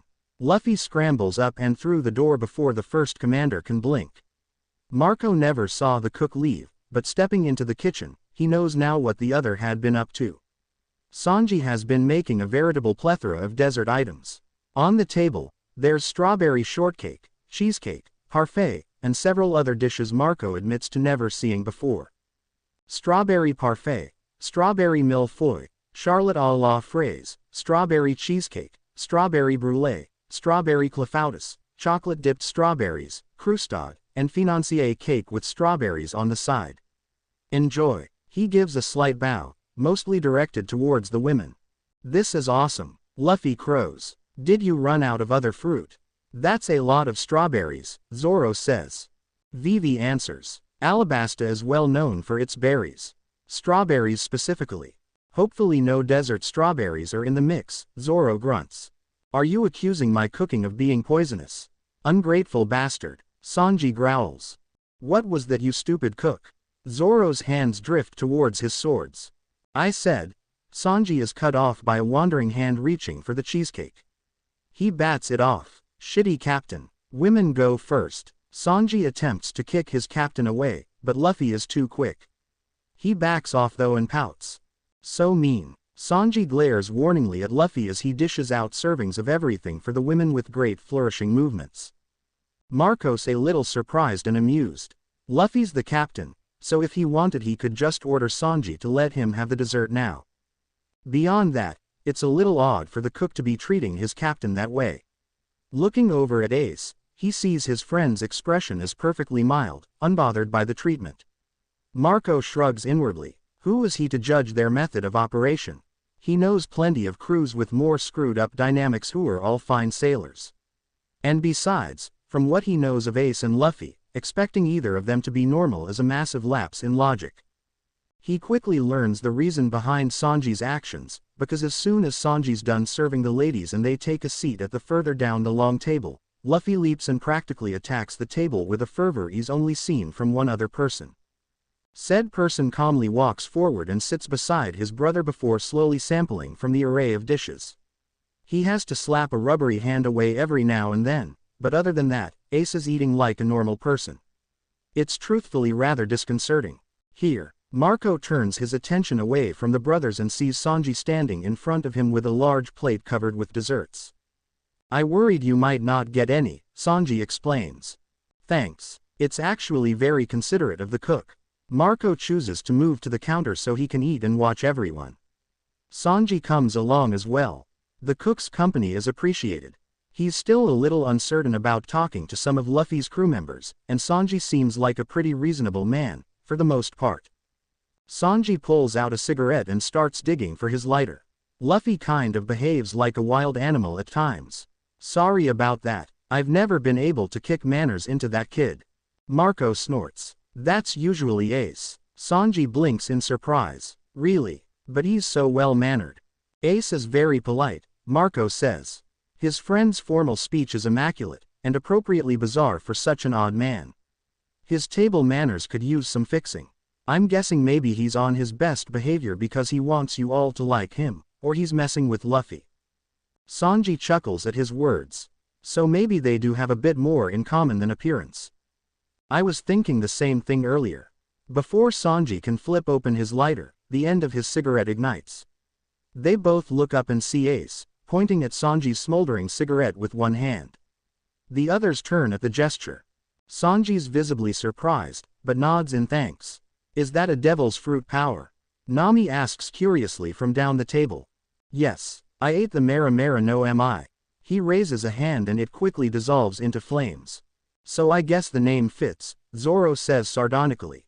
Name. Vivi wonders aloud. Heiken no Ace. Marco answers this time. It sounds more threatening than Mugiwara no Luffy, Usopp says between bites of milfoy. Luffy replies with something that is likely funny, considering Ace's resounding laughter, but Marco himself can't tell between all the food in the young captain's mouth. He'll admit now that Ace generally, sometimes, has better manners than this. Can I ask how long you two are intending to stay? Sanji asks, exhaling some smoke. It's not that I don't want you here, but as the cook I need to know if I should buy more supplies. Oh right. Ace, how long are you staying? Luffy asks after swallowing his large mouthful of food. 3 weeks-ish, Ace replies. Luffy's eyes widen in utter delight and he lets out a small shout of joy. The team captain looks at his brother like he's a saint. On the other side of the spectrum, Marco shoots his friend a look. Ace told Oyaji that they'd be back in 3 weeks. With travel time though, it'll turn out to be more like 4. Marco sighs. He supposes he'll just have to report this to Pops, along with stories of Luffy's peculiarities. He knows everyone's itching to hear about what's going on with Ace. It makes sense. After what happened with Teach, well, everyone could do with a little distraction. Himself included. As he watches the antics that unfold before him, he knows he's in the right place. That was awesome, Luffy manages. Usopp fully agrees. Luffy's choice of chef is spot on.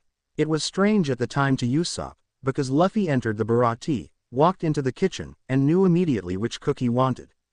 Sanji must have made a good impression. Then again, Usopp knows by this point that Luffy has the most uncanny level of luck in the world.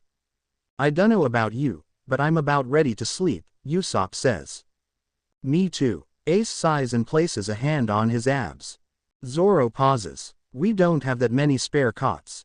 That's okay. I'm using the captain's cabin, Luffy replies.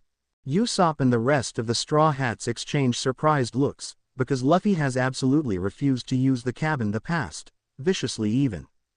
That's unusual, Luffy-kun, Robin comments mildly. Ace and I need to catch up. And it's just Luffy. Usopp supposes it makes sense that they want to have a little privacy while they talk. Between the party and the explanations, Luffy and Ace haven't had very much time to talk one-on-one. Why don't you drop your stuff off at the cabin, Ace? It's that middle door on the top. Luffy gestures to the room. I'll get my pillows and extra blankets. Hold on, you aren't going to sleep together, are you? Usopp's face flushes a little and he qualifies the statement quickly. I mean, in the same bed. Sure we are, Luffy says, as though it were obvious. That's a little odd, Nami admits. Usopp completely agrees. They're practically both full-grown men. Sharing a bed is kind of weird, even if they are brothers. But then Usopp remembers the vicious nightmares that rack Luffy's sleep, and he suddenly finds it hard to judge them anymore. He wonders if Ace knows what happened to Luffy, and if he knows how to calm their captain down. We don't sleep apart if we can help it, Ace says coolly. We spent our childhood sleeping in the same sleeping place, he settles on. Usopp likes the wording. He'll wager the two have slept in some pretty strange places as children. Besides, now Marco can have my cot. Luffy chirps. Even better, Ace says, smiling at his brother before bringing his green zebra-striped bag up the stairs to the room next to Nami's and Robin's while Luffy runs to the men's sleeping quarters. Usopp is startled to find he's actually worried to have Luffy sleeping apart from him. Since that first week, Usopp has calmed Luffy down from his nightmares multiple times. The thought of suddenly not being there for him leaves him uncomfortable. From the look on Zoro's face, it seems the swordsman is even more worried, not that there's a visible tell aside from a small tightening around the corners of his mouth. Luffy seems to be excited though, and Usopp takes comfort in that. Ace obviously cares about his little brother. Usopp used to wish he had an older brother sometimes, but he was far too busy walking over the corpses of his enemies to really have that much time to think about it. Two small flames light the lamps as Ace walks in and settles his stuff by the dresser in the room. It's a nice room, with two nightstands and a large dresser. Across from the door and the dresser is a large bed, decked out with red blankets and two pillows that look utterly untouched. Most of the room looks that way actually. Ace snorts as he drags a finger over the top of the nightstand. Dusty as an old library. Figures Luffy would never use the room if he could help it. He's incredibly glad for the privacy though. There's so much he needs to tell Luffy. None of it is fit for the ears of anyone else. Speaking of which, Ace sends out a small probe of observational haki. He shakes his head and peeks behind the dresser. He finds a hand with an ear in its palm. Hello, Robin, he calls. The hand starts before disappearing in a spurt of flower petals. She's still very paranoid, it seems. Ace isn't surprised. He can sense the distrust in the air around her, mostly doled out by Zoro and Nami. Perhaps how she joined the crew is different this time. It's much earlier, that's for certain. He wonders how Luffy did it. Maybe the meeting on Toro altered events more than they predicted. Either way, he's excited to hear about his little brother's adventures. Speaking of, Luffy slams the door wide open as he enters the room, a pillow in one arm and a blanket wadded under the other. A massive, excited smile is spread over his face, and Ace knows that they won't be getting very much sleep tonight. Both brothers toe off their shoes. Luffy places his hat on the right nightstand next to the bed before flopping onto the red covers. It takes longer for Ace to divest himself off all his effects. He takes off his belt and knife, arranging both neatly on the left nightstand, before pulling a pair of long sleeping pants from his bag and shucking off his black cargo pants. Ace copies his brother and climbs on top of the covers. Luffy's pulled the spare blanket with him, which is wise considering what blanket hogs the both of them can be. Ace doubts they'll even use the blankets with the desert heat, but it's still a good idea. Luffy's head is resting on his pillow which, unlike the untouched pillows on the bed, is clearly well loved. In fact, Ace is relatively certain that there are some drool stains on it, discoloring the pillow cover. With everything taken care of, Ace makes a short gesture, silencing the fires. Luffy's breathing is slow and deep, but there is nothing relaxed about his eyes which are sharp through the darkness. Ace lowers his head before turning on his side to face his brother. Luffy follows his example, and the two of them are alone with the gentle rocking of the ship, the salty air, and each other. Luffy breaks the silence. "I'm so glad Ace is here. How could I pass up a chance to see my little brother?" Ace replies. The younger of the pair pauses before asking, "Then it's done?" "It's done. Teach is dead. I killed him with my own 2 hands." Luffy trembles at the news and Ace reaches out with one arm to bring his brother closer. "He'll never hurt anyone. Not Thatch, not Nami, not Sanji, not Brook," Ace says firmly. "Not you," he adds on in his mind. How did it happen? Knowing his brother needs closure, Ace slowly walks through that evening. As he talks about seeing Teach behind Thatch with the knife raised, small fires break out over his shoulders and chest. Before anything can light, Luffy's there, gently patting them out with a hockey-coated hand. Ace takes a deep breath, quelling the fire burning just below his skin. He mechanically explains the action itself, distantly relating the feel of Teach's blood on his hands, and the way the light had disappeared from his eyes. By the end of it, he's the one trembling, and Luffy places a hand over Ace's heart soothingly. His little brother utters soft words that they've both said dozens of times when these dark memories and thoughts creep into each other's minds. Ace feels better, if only because of the familiarity of the sounds and actions. He misses being with Luffy, misses sleeping with him, and, though he's reluctant to admit it, misses being comforted by his little brother. Because Luffy does it in a way no one else in the world could. It's home, it's safety, it's an anchor, it's Luffy. He dwells in this wonderful place he previously took for granted on the island for a few minutes. Then he takes a deep breath, and finishes. After that, Whitebeard called a stop on all pirating activities while everyone settles down. People are pretty shaken up. None of them ever expected something like this happening. "Did anyone leave?" Luffy asks. "Not that I know of. Whitebeard can keep everyone together. He gives them family, something a lot of us have never had." He looks meaningfully at Luffy. "I've had it though, thankfully." Luffy lets out a small, quiet laugh. "Anyways, that's part of the reason why Pops can spare both me and Marco for so long. He's not going to be taking any action for a while." "That's good. It's good that you're here, Ace, so good." Luffy's shoulders shake. "Luffy," Ace asks with concern. "God, Ace, I needed to talk to you so bad." And there's the beginnings of snot, but Ace pulls his brother in close for a hug, petting his hair gently. "What happened? What's going on?" "It's Nami," he manages after a moment. "What's wrong with her? She isn't the same Nami." Ace can hear the frustration in his little brother's voice. "What do you mean?" Ace's brow furrows. She seems the same to him. Perhaps she was a little less violent to Luffy than he recalls, but he doesn't see why that should make Luffy so upset. Her dream. It wasn't to make a map of the world, it was to find someone, it was to find me. Ace pauses as it all clicks in his mind. She must have heard about him and Luffy after they took out Arlong. Probably wanted to thank them. But to go out to sea in search of one person, it's incredible to Ace.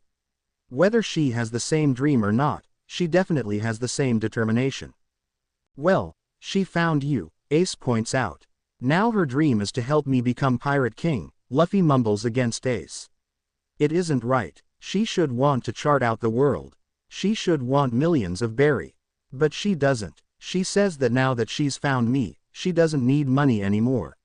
"She isn't the same Nami," he asserts again.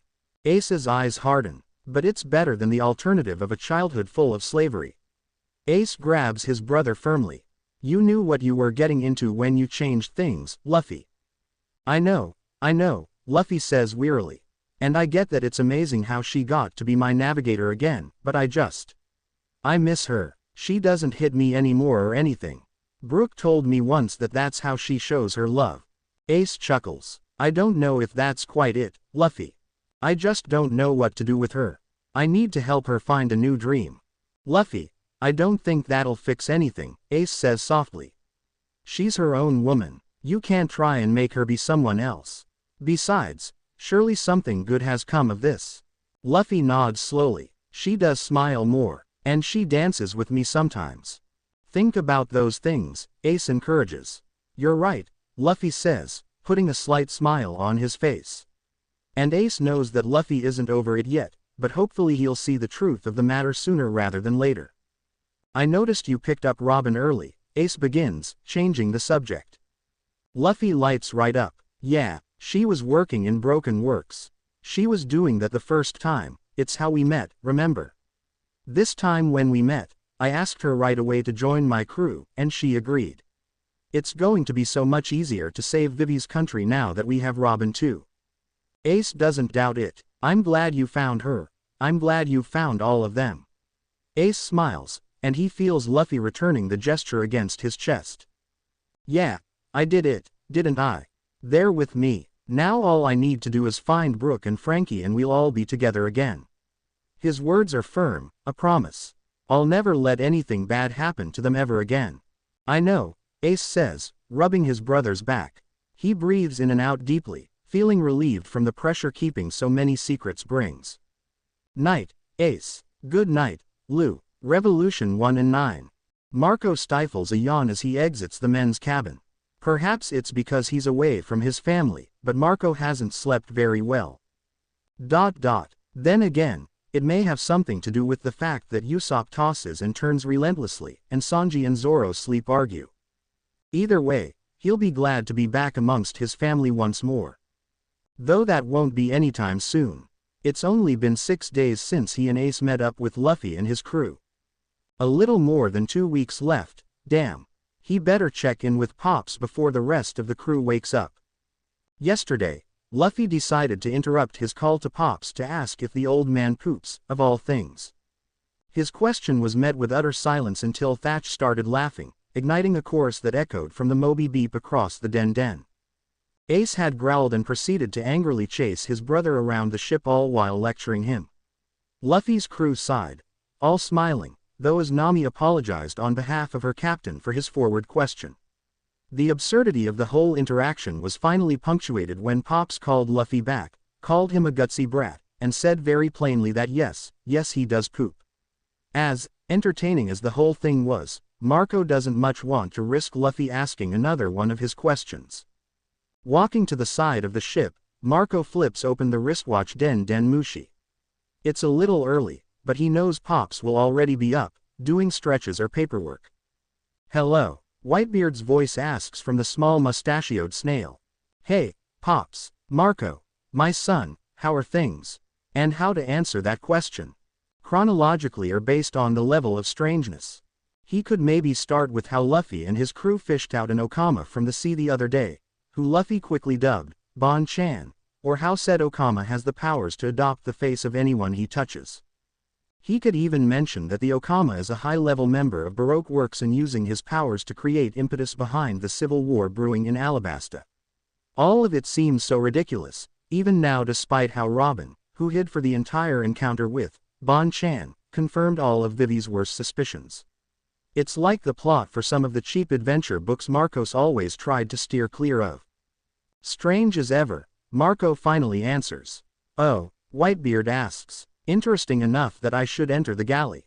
Since Marco first checked in, the rest of the Whitebeard crew has been gathering around the den to hear about the ridiculous antics Luffy pulls and Ace's big brother-esque behavior.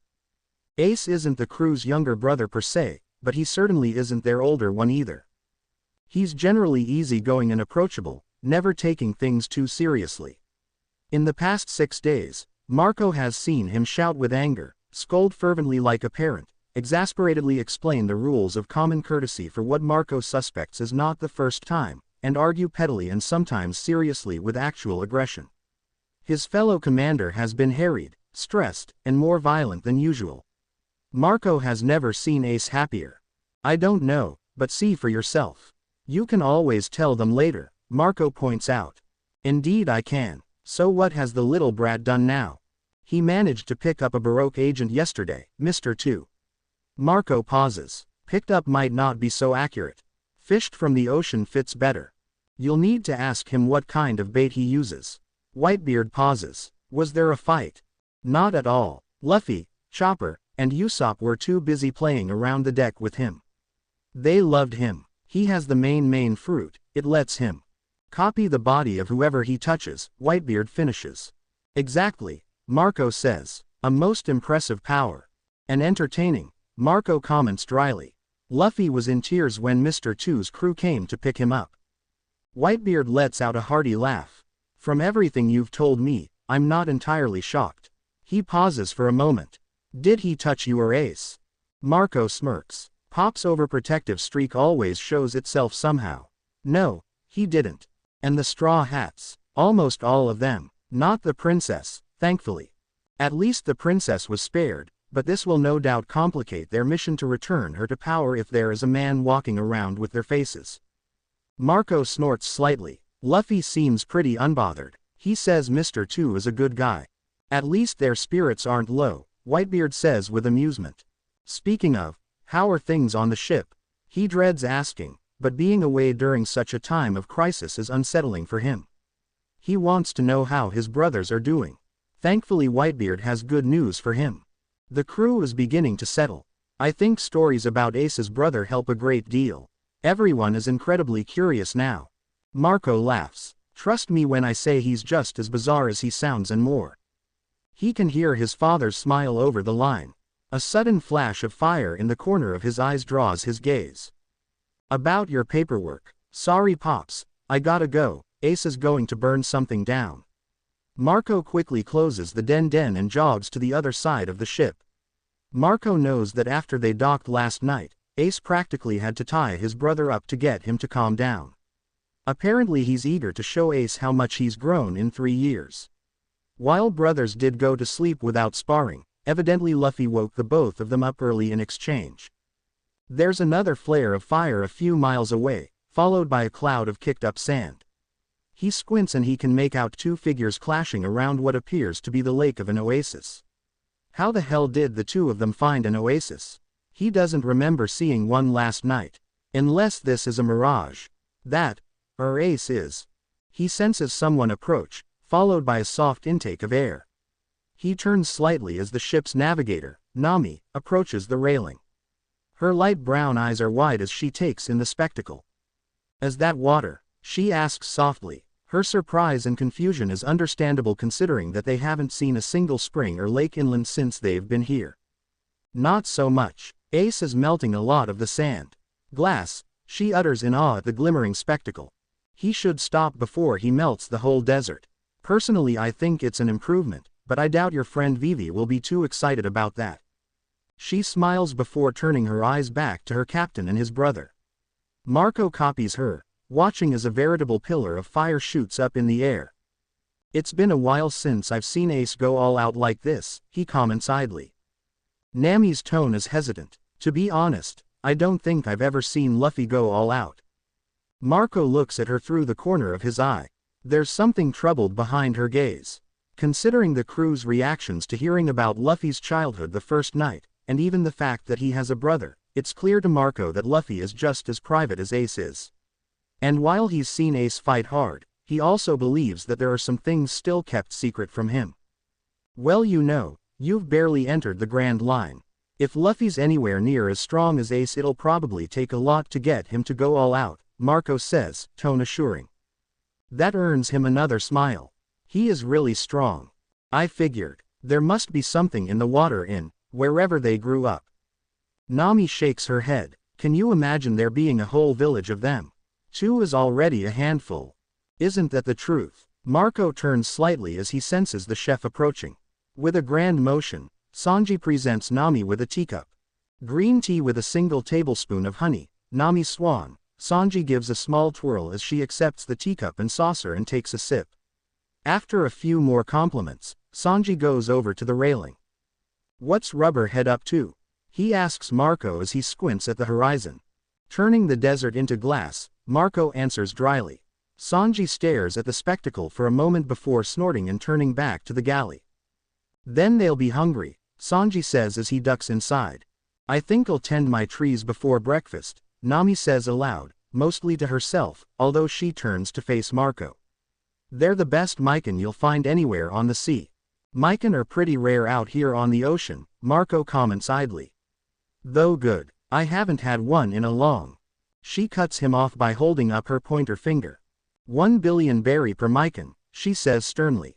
He blanches at the ridiculous price before her expression softens into a smile. Just kidding. Her face goes serious again.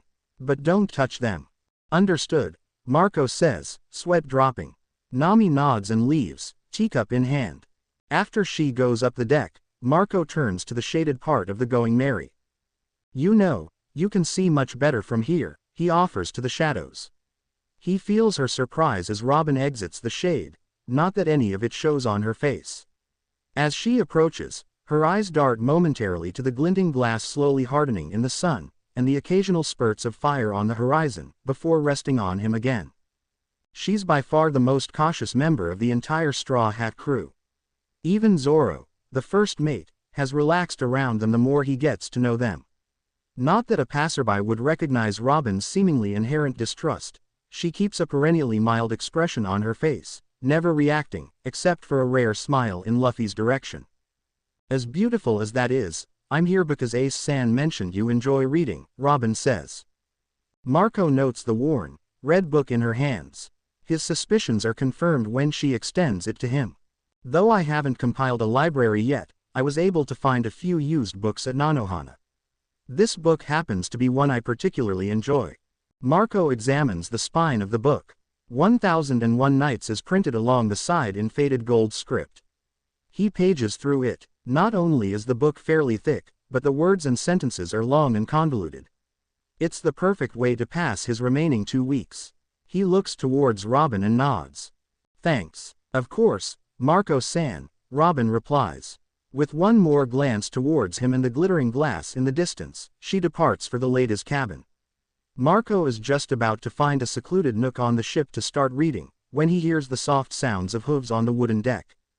Chopper comes over and jumps onto the railing to get a good view of what's happening. As he realizes, like the other members, that Luffy and Ace are melting the desert, he nearly falls back onto the deck. Marco catches him before he hits the ground. Oh, thank you, the reindeer hedges, clearly not entirely comfortable around the 2 temporary additions to the ship. Of course, Marco says easily. The doctor doesn't move to leave, or get back onto the banister. Instead, he stares at Marco. Do you need something? The first commander asks eventually. As I understand it, neither you nor Ace were expecting to come here, correct? And the sudden change in demeanor takes Marco by surprise. That's right. Then I'd appreciate if the both of you came to the infirmary later today for immunizations. Alabasta's diseases are more potent to outsiders than most other islands. Our navigator almost died a little while ago because of poor health care. Ah, it's Dr. Mode. Whitebeard's crew has a physician, of course. Several, actually, and now that he makes the comparison, he sees the same no-nonsense look on Chopper's face. Admittedly, it isn't as frightening because Chopper is pretty young, and rather endearing. All right, I'll tell Ace when he comes back. I assume you have seastone needles. Chopper nods absently, his face is suddenly worried considerably. Oh dear, glass burns are rather serious. I hope Luffy's being careful. I should prepare some solution to remove the glass from his skin just in case. Gauze is a good idea, they seem to be fighting a lot. Suddenly remembering where he is, Chopper starts. Ah, please excuse me, I need to go prepare for when those 2 return. Chopper wanders off to one of the cabins, deep in thought. What an interesting kid, he's very serious for one so young. Actually, almost all of them are rather young, now that he thinks about it. Ace lets slip that Luffy is only 17.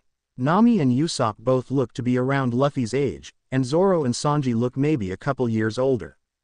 It seems possible that Robin is the only member of the crew who is not a teenager. Though her looks are impossibly youthful, her maturity places her age well above Luffy and the rest. Of course, Marco knows better than to ask.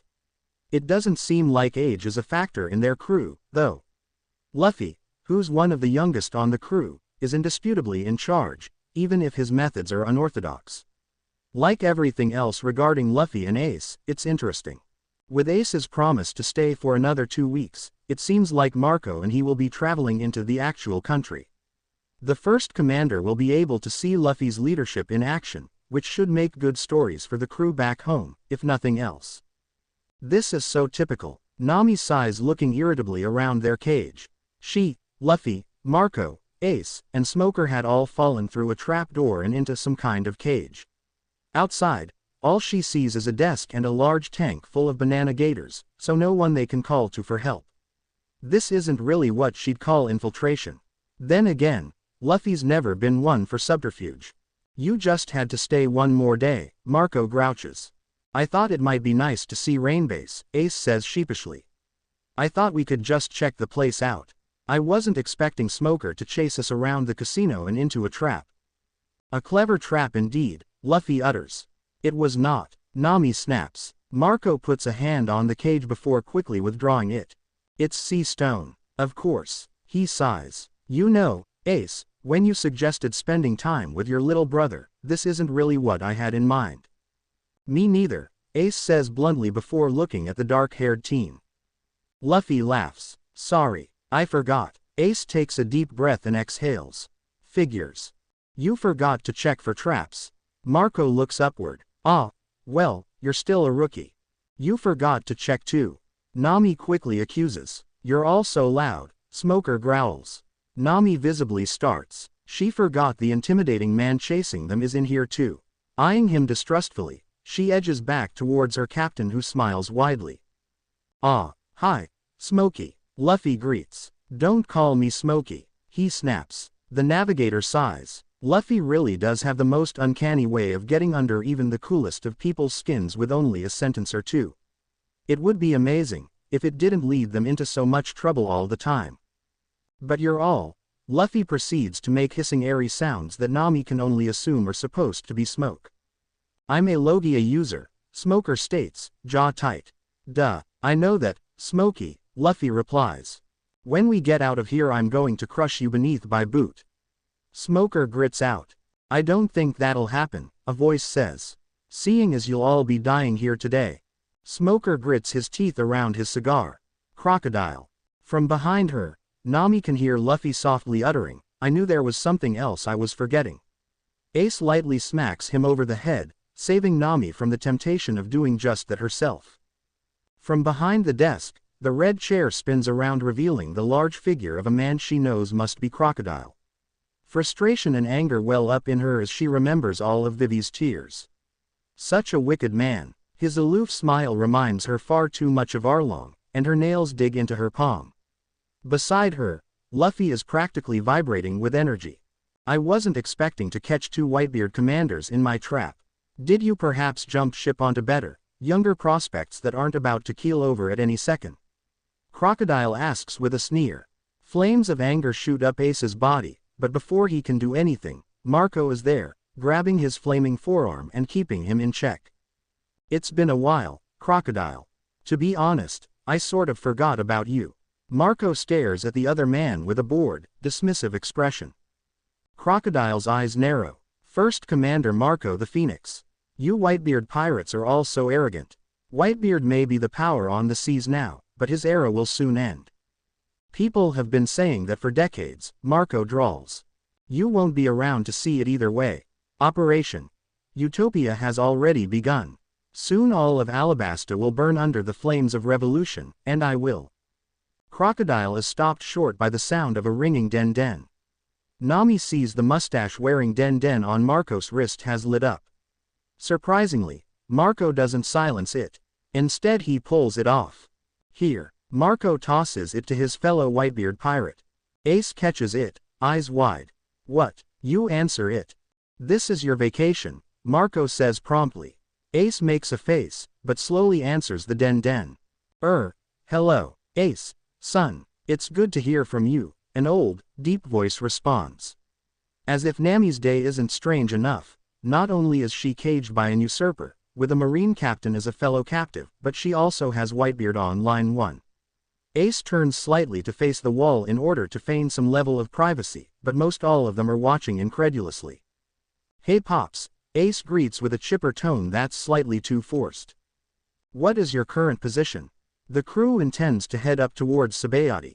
If we can pick you up before we get too far, we can save you some time.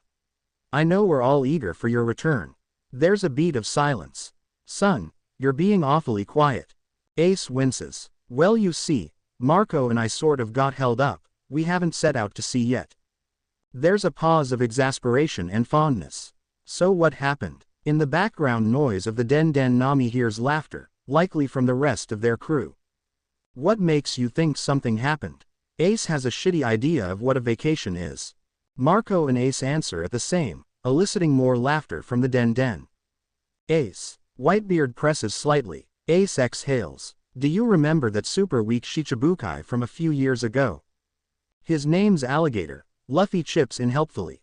It's Crocodile. Smoker snarls. That's what I said. Luffy's expression turns confused. Crocodile. That guy. Anyways, we sort of bumped into him, the second commander explains. Captured in a seastone cage is not what Nami categorizes as bumping into. The navigator sighs. She can't believe Luffy and his brother. They're both so impossible. The similarity of such a ridiculous trait is astonishing. Do you intend to fight him? Whitebeard asks. Nah, I'll leave that to Luffy. He's the one with a bone to pick. Crocodile is hurting one of his nakama, after all, so it's only fair that Luffy gets to beat him up, Ace replies. Yeah, as soon as we're out of here, my captain's going to kick you into the clouds, Nami says with an assured smirk, regaining her spunk. Yeah, bring it on Gator guy. Luffy shouts. All the while, Crocodile's face has been turning darker and darker red in fury. Finally, he snaps. Will you all just shut up? Ace blinks. Sorry Pops, we gotta go. Crocodile was in the middle of revealing his evil plan. We'll call you after we get out of here. Very well, then I shall expect to hear from you later. Safe travels, my sons. With those departing words, the snail slumps over. Ace tosses the den back to Marco, who reattaches it to his wrist. Ace then turns to Crocodile with a smile. So you were saying something about Operation Utopia. Crocodile opens his mouth, likely to shout at them again. Anger issues much, when the door slams open dramatically. Sunlight pours in through the doorway, illuminating the silhouettes of Vivi and Robin. Nami exclaims. The navigator stares daggers at the figure of the dark-haired woman. As ever, Robin's blue eyes stare impassively forward as she nudges Vivi down the steps. I know I'm back late from my scouting mission, Robin says. But I'm hoping this gift will make up for it. Traitor, spills out of Nami's mouth in an angry utterance. We took you in, and now you're betraying us. Miss All Sunday, your friend seems to be quite upset, Crocodile says with a cruel grin. Robin raises an eyebrow coolly in response before rejoining Crocodile's side. Nami's eyes dart to her captain. She's angry and hurt, but that has to be nothing compared to how Luffy must be feeling. He surprises her when all she finds is a perfectly blank expression on his face. Then again, this is pretty typical for him. She stares at Robin piercingly. Luffy may never voice aloud the betrayal in his mind, but Nami has no such issue. She'll never forgive Nico Robin. Robin watches as the crab carrying the straw hats and Ace and Marco disappears into the desert. Luffy had intercepted Crocodile's grab at Vivi so easily it was ridiculous. Now he stands before them, posture defiant, and his pinky is shoved up one nostril. You disgusting brat, Crocodile sneers. I'm going to burn this country to the ground with this war, and you will be my first casualty, Monkey D. Luffy. No, denial seems to be your strong suit, Straw Hat. Well, since I'll have to dispose of you sooner or later, I might as well make this an entertaining fight. I'll humor you for 3 minutes. Crocodile's smirk falters at the sheer excitement radiated by Luffy. Oh, that's a good training idea. Luffy exclaims. I'll beat you in under 3 minutes. Hey, Robin, will you time us? Robin blinks, surprised at being addressed so directly and without antagonism. She isn't prepared for the lack of resentment, so she stays silent by Crocodile's side, wondering what will happen next. She had foreseen that Luffy would likely win because of his extreme control of Haki, but Crocodile's devil's fruit is nothing to easily dismiss. Whichever side wins, Robin already has contingency plans. Ready to start time? Luffy asks, undaunted by her lack of reply. All right, let's go. He immediately launches himself at Crocodile, who laughs as he dissolves into dust, or at least tries to. Luffy punches the particles in the air with a black-coated fist, forcing them to manifest. Robin thinks she can maybe hear the ribs breaking under the extreme pressure of the punch. A Haki user, Crocodile growls. How does a runt from the East Blue have Haki?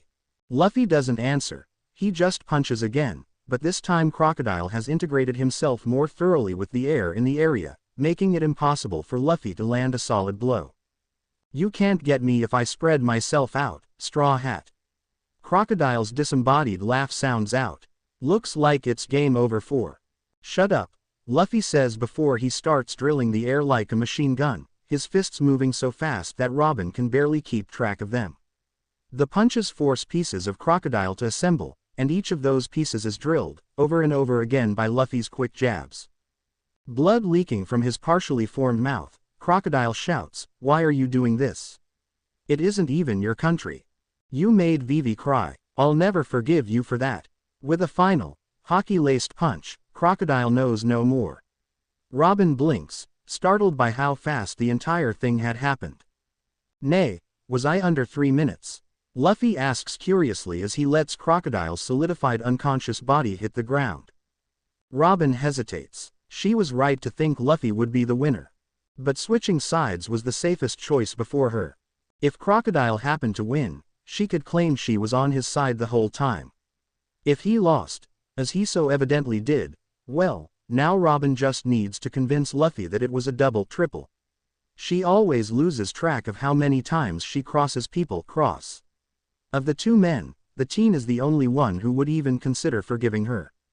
Joining Crocodile again was the right choice, but with Luffy's open face in front of her, she feels incredibly unprepared. Luffy, she pauses. I didn't intend to let Crocodile really hurt you. Don't care, Luffy interrupts. Let's start heading to Alberna. Do you want to carry him first, or should I? Dismissive of her entirely, Robin shelves the slight sadness in her chest. His distrust and disgust is reasonable. I understand you are perhaps upset, but it was nothing personal. I never meant harm against you or your crew. Robin, Luffy shakes his head like she's being slow. That doesn't matter, you're Nakama. I'll come and get you wherever you go, whoever you join. I won't let you go until you realize your dream. Robin chokes back a relieved laugh, barely maintaining her composure. He's not letting her back. Luffy makes it seem like she never left. And more than that, he still talks about her dream. When she'll achieve it, not if. He's one of a kind. Smiling, she says, you realize that may never happen. It will. Until then, we'll spend a lot of time together and have lots of adventures. Let's get going. She nods before dutifully summoning an array of hands to carry her ex-boss. Robin finds she isn't too worried about regaining the rest of the crew's trust, because for some reason, undeserving of it as she is, Robin has Luffy's. And that counts the most in her world. Vivi waits anxiously on the outskirts of Alberna, hoping and praying that the young boy she's placed her faith into will pull through. The top 10 members of Baroque Works have all been beaten. Many of them escaped, but Vivi's more relieved that her Nakama are relatively unharmed than anything else. Chopper took a pounding for sure, Usopp is imitating a mummy, Nami is rather battered, Sanji has a smattering of bruises, and Zoro looks like he ran through a forest of glass. But they're all whole, and they're all waiting with her. She appreciates the support, because while the initial attack has been stopped, the assured safety of her country is still in jeopardy. Despite that, Vivi is truly amazed things went as well as they have.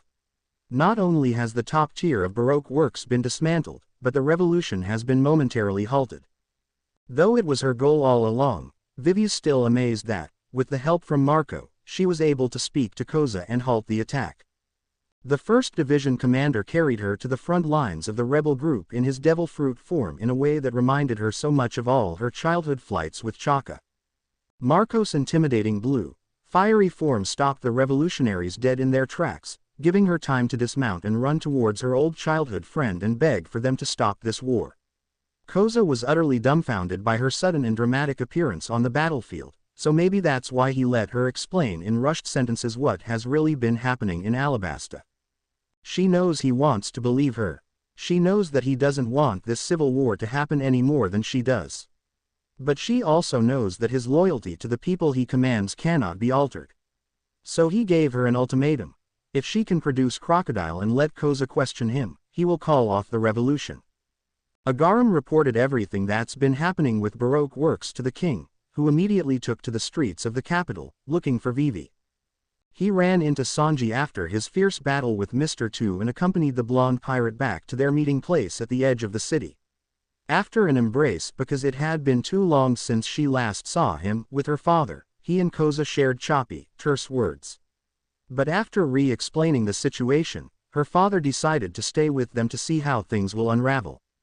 So Vivi, her father, Koza, a handful of his men, Marco and Ace, and the entire Straw Hat crew, wait for Luffy to return, hopefully with Crocodile in tow.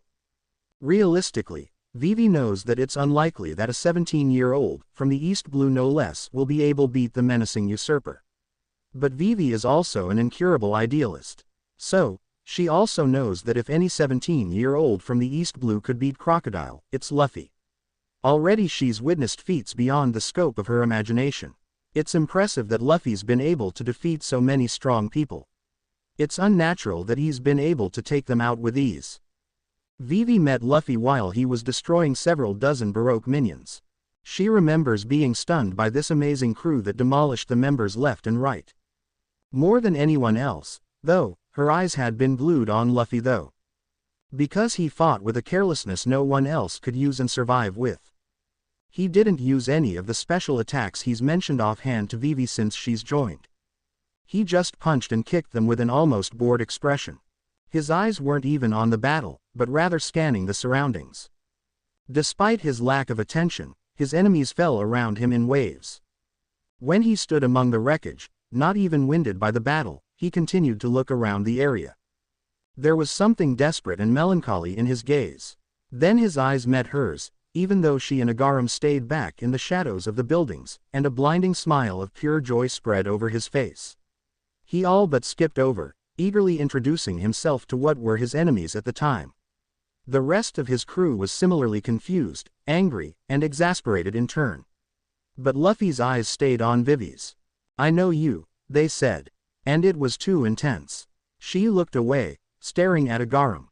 Her friend was so stunned by their fighting, that he immediately asked for their help. Luffy said yes before even hearing what they wanted his help for, earning the captain plenty of shouts and lectures. But after listening to the story, he agreed in the exact same way as before. As though the knowledge didn't change a thing. So, with Vivi relatively taken care of, Agaram left on Karu, who had been very hard to part with. There were tears on both sides and went back into Baroque works, intending to tell them Miss Wednesday had died in the fight. With all the battered and broken bodies left over from Luffy and his crew's fight, it wasn't actually such a hard tale to believe. So she began traveling with this odd teenager and his crew of eccentric people. Vivi had been told as a child that pirates, while nice to tell stories about, were not the best people, and should not be trusted unless under the direst of circumstances. Well, it didn't get much more dire than the impending revolution hovering over Vivi's beloved country. So while not her first choice, she joined a pirate crew. However, the Straw Hats were nothing like what she'd been told. While the princess kept herself at a distance from the pirates in the beginning, all of them tore down her walls one by one. Nami was the first. The other teen immediately welcomed Vivi aboard with a welcoming smile, eager for another girl to sail with. While the navigator was rather kind, she possessed a sharp, witty tongue, stunning Vivi on occasion with her brash speech. They became fast friends as fellow females among the aggressive, over-energized men on the crew.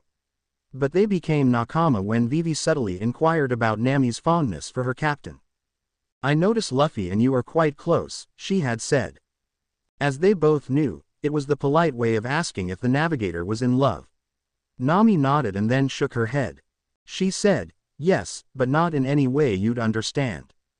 Vivi was rather hurt by the rebuff, but then Nami, after a long pause, told her a handful of sentences about her childhood, and Vivi's heart burst out from where she was carefully hiding it away. The sympathy and admiration she felt for the navigator was astounding, and their relationship as nakama was set in stone. Sanji, while initially overbearing, grew on her with his persistent kindness. At the start, she took his advances with rather brittle smiles. Because though Nami explained that Sanji didn't really want anything from them, Vivi still suspected. How could she not? The chef was obsessed with women, all but tripping over himself when either she or Nami so much as smiled. Even if he didn't intend to use them for anything, he was always too intense and too interested in their gender and looks for the desert princess to fully relax. But then Vivi tripped and fell when they were in Little Garden. Sanji knelt down immediately and asked if she was okay. He treated her bruise and scrapes with some of few first aid supplies they possessed back then. He spoke genially the whole time, assuring her that adventuring was hard, especially with Luffy as a captain, and that if she needed to pause or take a break it was okay. All of them would understand. He then stood, and extended a hand to lift her off the ground. Through the rest of the day, he was extremely protective of her, beating all manner of creatures away, and when they reunited with the others, he showered her and Nami with all the attention he usually did. But Vivi's mind is still captivated by the seriousness he had treated her injury with, the gentle understanding in his eyes, and finally saw his actions for what they were, kindness. And she's so glad she met him. Usopp is sometimes the odd one out on board. Unlike Luffy, Sanji, and Zoro, he doesn't rise to the challenge of their fights with eagerness. He actually tends to hide behind Vivi and Nami. But his capacity to soothe her mind during the long hours of their sail is invaluable to her. It's in the 2 quiet pauses on board, when Luffy's napping or sitting on the figurehead, that Usopp shines. He starts with an overwhelming lie. Chopper immediately believes it. Nami scolds him, and he makes up another lie, even grander than the first. Sanji curses at him for lying to women. And Zoro sarcastically challenges whatever hyperbolic actions the figurative Usopp committed. And then Usopp lies again. Though each word is more unbelievable than the last, time moves faster, and more pleasantly when he speaks them. While she's never had a proper conversation with the swordsman, she's incredibly fond of Zoro. His intimidating, stoic expression frightened her when she first met him. But she learned that his resting face just as frightening and indifferent. With that in mind, he isn't quite as scary. In fact, Zoro's the calmest on board by far, and when he dozes against the mast, Vivi occasionally moves her chair closer and sits beside him. Zoro makes Vivi feel incredibly safe. She didn't realize how much she'd changed since meeting the Straw Hats until Chopper came on board. He was as frightened and uncertain as she was when she joined their group. And as she assured him that, that's just the way Zoro's face looks. Sanji doesn't really mean to kill Zoro, he just says things like that sometimes. Honestly, Nami is safe, we'll make sure she doesn't fall overboard when she drinks. There are no such things as exploding vegetable zombies, Usopp's lying. Yes, Luffy is always like this, she realized that she loves them. All of them. Despite how much she's come to love and trust the charming crew and their dynamic captain, Luffy's invitation of Miss All Sunday is something Vivi isn't quite over. Though Miss All Sunday surrendered her allegiance to Crocodile and Baroque Works, that doesn't change the damage she's done, the people she hurt while she was a member. Luffy said he met her in the past. Whatever happened in their meeting must have left a really good impression on the team captain, because he cheered and laughed with happiness when she joined. But Vivi knows that it isn't so easy to switch a personality. So Vivi stays far away from her. Apparently, if the recent kidnapping is a sign, she didn't stay far enough away. Vivi isn't upset at Luffy for inviting Miss All Sunday. The blame of her capture lies purely on the Baroque agent. Her teeth grind together as she imagines how the woman betrayed Luffy's innocent and altruistically given trust. She knows he hasn't shown his true upset, but when he does, Vivi will be there to soothe the pain, and gently explain that sometimes the people we think are friends can betray us, but not Nami, Zoro, Sanji, Usopp, Chopper, or Vivi. Not them. They would never, will never. Luffy just deserves better than Robin's betrayal. After everything he's done for Vivi, after everything he's done for her country, a land that isn't even his, Vivi genuinely believes that he deserves all the treasure in the world and the title as the greatest pirate. Though Luffy's power is nothing to blink at, it's his personality that wins her over. His charisma is part of why she trusts him so much. She just wants to, it's a natural pull of his personality. He's a truly good and reliable friend. Despite that, Vivi's thought on many occasions how little she knows him. Though the most outgoing by far, she doesn't feel like she has a grasp on the team captain at all. He's kind, but not considerate about others. He's easygoing, but the most mercurial person she's ever met. He gives so much, but remains incredibly selfish. Nothing about him makes sense. But believing in him does. Believing in him is effortless. And everyone around him knows it. Maybe that's why everyone is so calm. His brother, his ridiculously kind and vaguely overbearing older brother, is currently laughing with his crewmate about something frivolous, eyes not even drifting to the horizon. Zoro and Sanji are arguing, like they always seem to be. Chopper, though a little uncertain, lets himself be distracted by Usopp's grand storytelling. Only Nami worries, but she always does. Confident in her captain as Vivi knows she is, the navigator worries because she must. The desert princess knows that if Luffy ever disappeared from her life, Nami would break down. So while the navigator believes in him implicitly, she frets all the while. Vivi welcomes the company by her side, silent as she remains. Koza watches on impassively. Vivi wishes they could talk, catch up, be the friends she knows they still are. But they can't. Not when they're still technically on opposite sides, not when they both know Koza may have to fight her beloved father.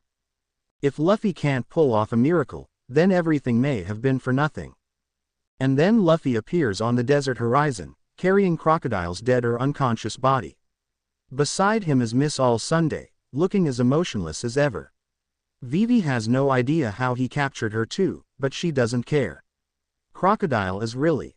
She staggers forward through the sand, incredibly graceless for a princess. He calls out as he nears their group. Sorry we're late, we got lost. The desert all looks the same. It's just sand, sand, sand, sand and more saw. Vivi tackles him to the ground. Crocodile slips from his grip as he allows her to take him down into the sand. The desert princess crouches over him, mentally torn with emotions. She grips his vest and shakes him. Thank you, she whispers. Thank you, she says again. Thank you, thank you, thank you, Luffy, thank you. She's shouting and crying in an absolute mess in every way.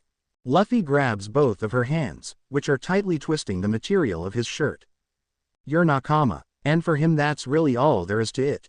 He may be the most remarkable man she's ever known. A tan hand stretches towards her, and Vivi looks up to see Koza reaching out to her, eyes guilty and caring and loving. She accepts his grip. A few of Koza's men are tying up Crocodile in seastone rope, readying him for interrogation, when the usurper wakes up in a spastic movement. His head jerks up and the Logia user scans all of them in an agitated way. But then his eyes land on Luffy. You, he snarls. You beeping brat, how dare you attempt to challenge me? I will murder you. Alabasta is mine. Operation Utopia will bring this country to its knees, and I'll bury you in the sand with it, Straw Hat. Koza's eyes harden as the hero of Alabasta confirms all of the terrible accusations against him. Alabasta belongs to the royal family, Koza says firmly. And none of his men argue. Vivi does though. She shakes her head. Alabasta belongs to her people. The men assembled murmur, but then cheer. Vivi understands. The gap between ideals has been bridged so suddenly in the unlikeliest place in the unlikeliest way. Vivi tightens her grip on Koza's hand that she never released. None of them have said it. But all of them know the country is one again. I'll murder you, Straw Hat. Crocodile shouts, ruining what would other be a beautiful moment of reunion. Ace takes the liberty of smacking the other Logia user unconscious this time. The beep you will, he utters, snorting. Ace, Luffy complains. Older brother privilege. Ace smirks. Koza's men approach their leader. We have enough seastone rope for Miss All Sunday. Do you want to let the people at the capital deal with this, or should we? Ha! Why would you tie her up? Luffy asks, tilting his head. Robin's not a prisoner, she's nakama. That earns him a wave of incredulous looks from everyone except for Ace.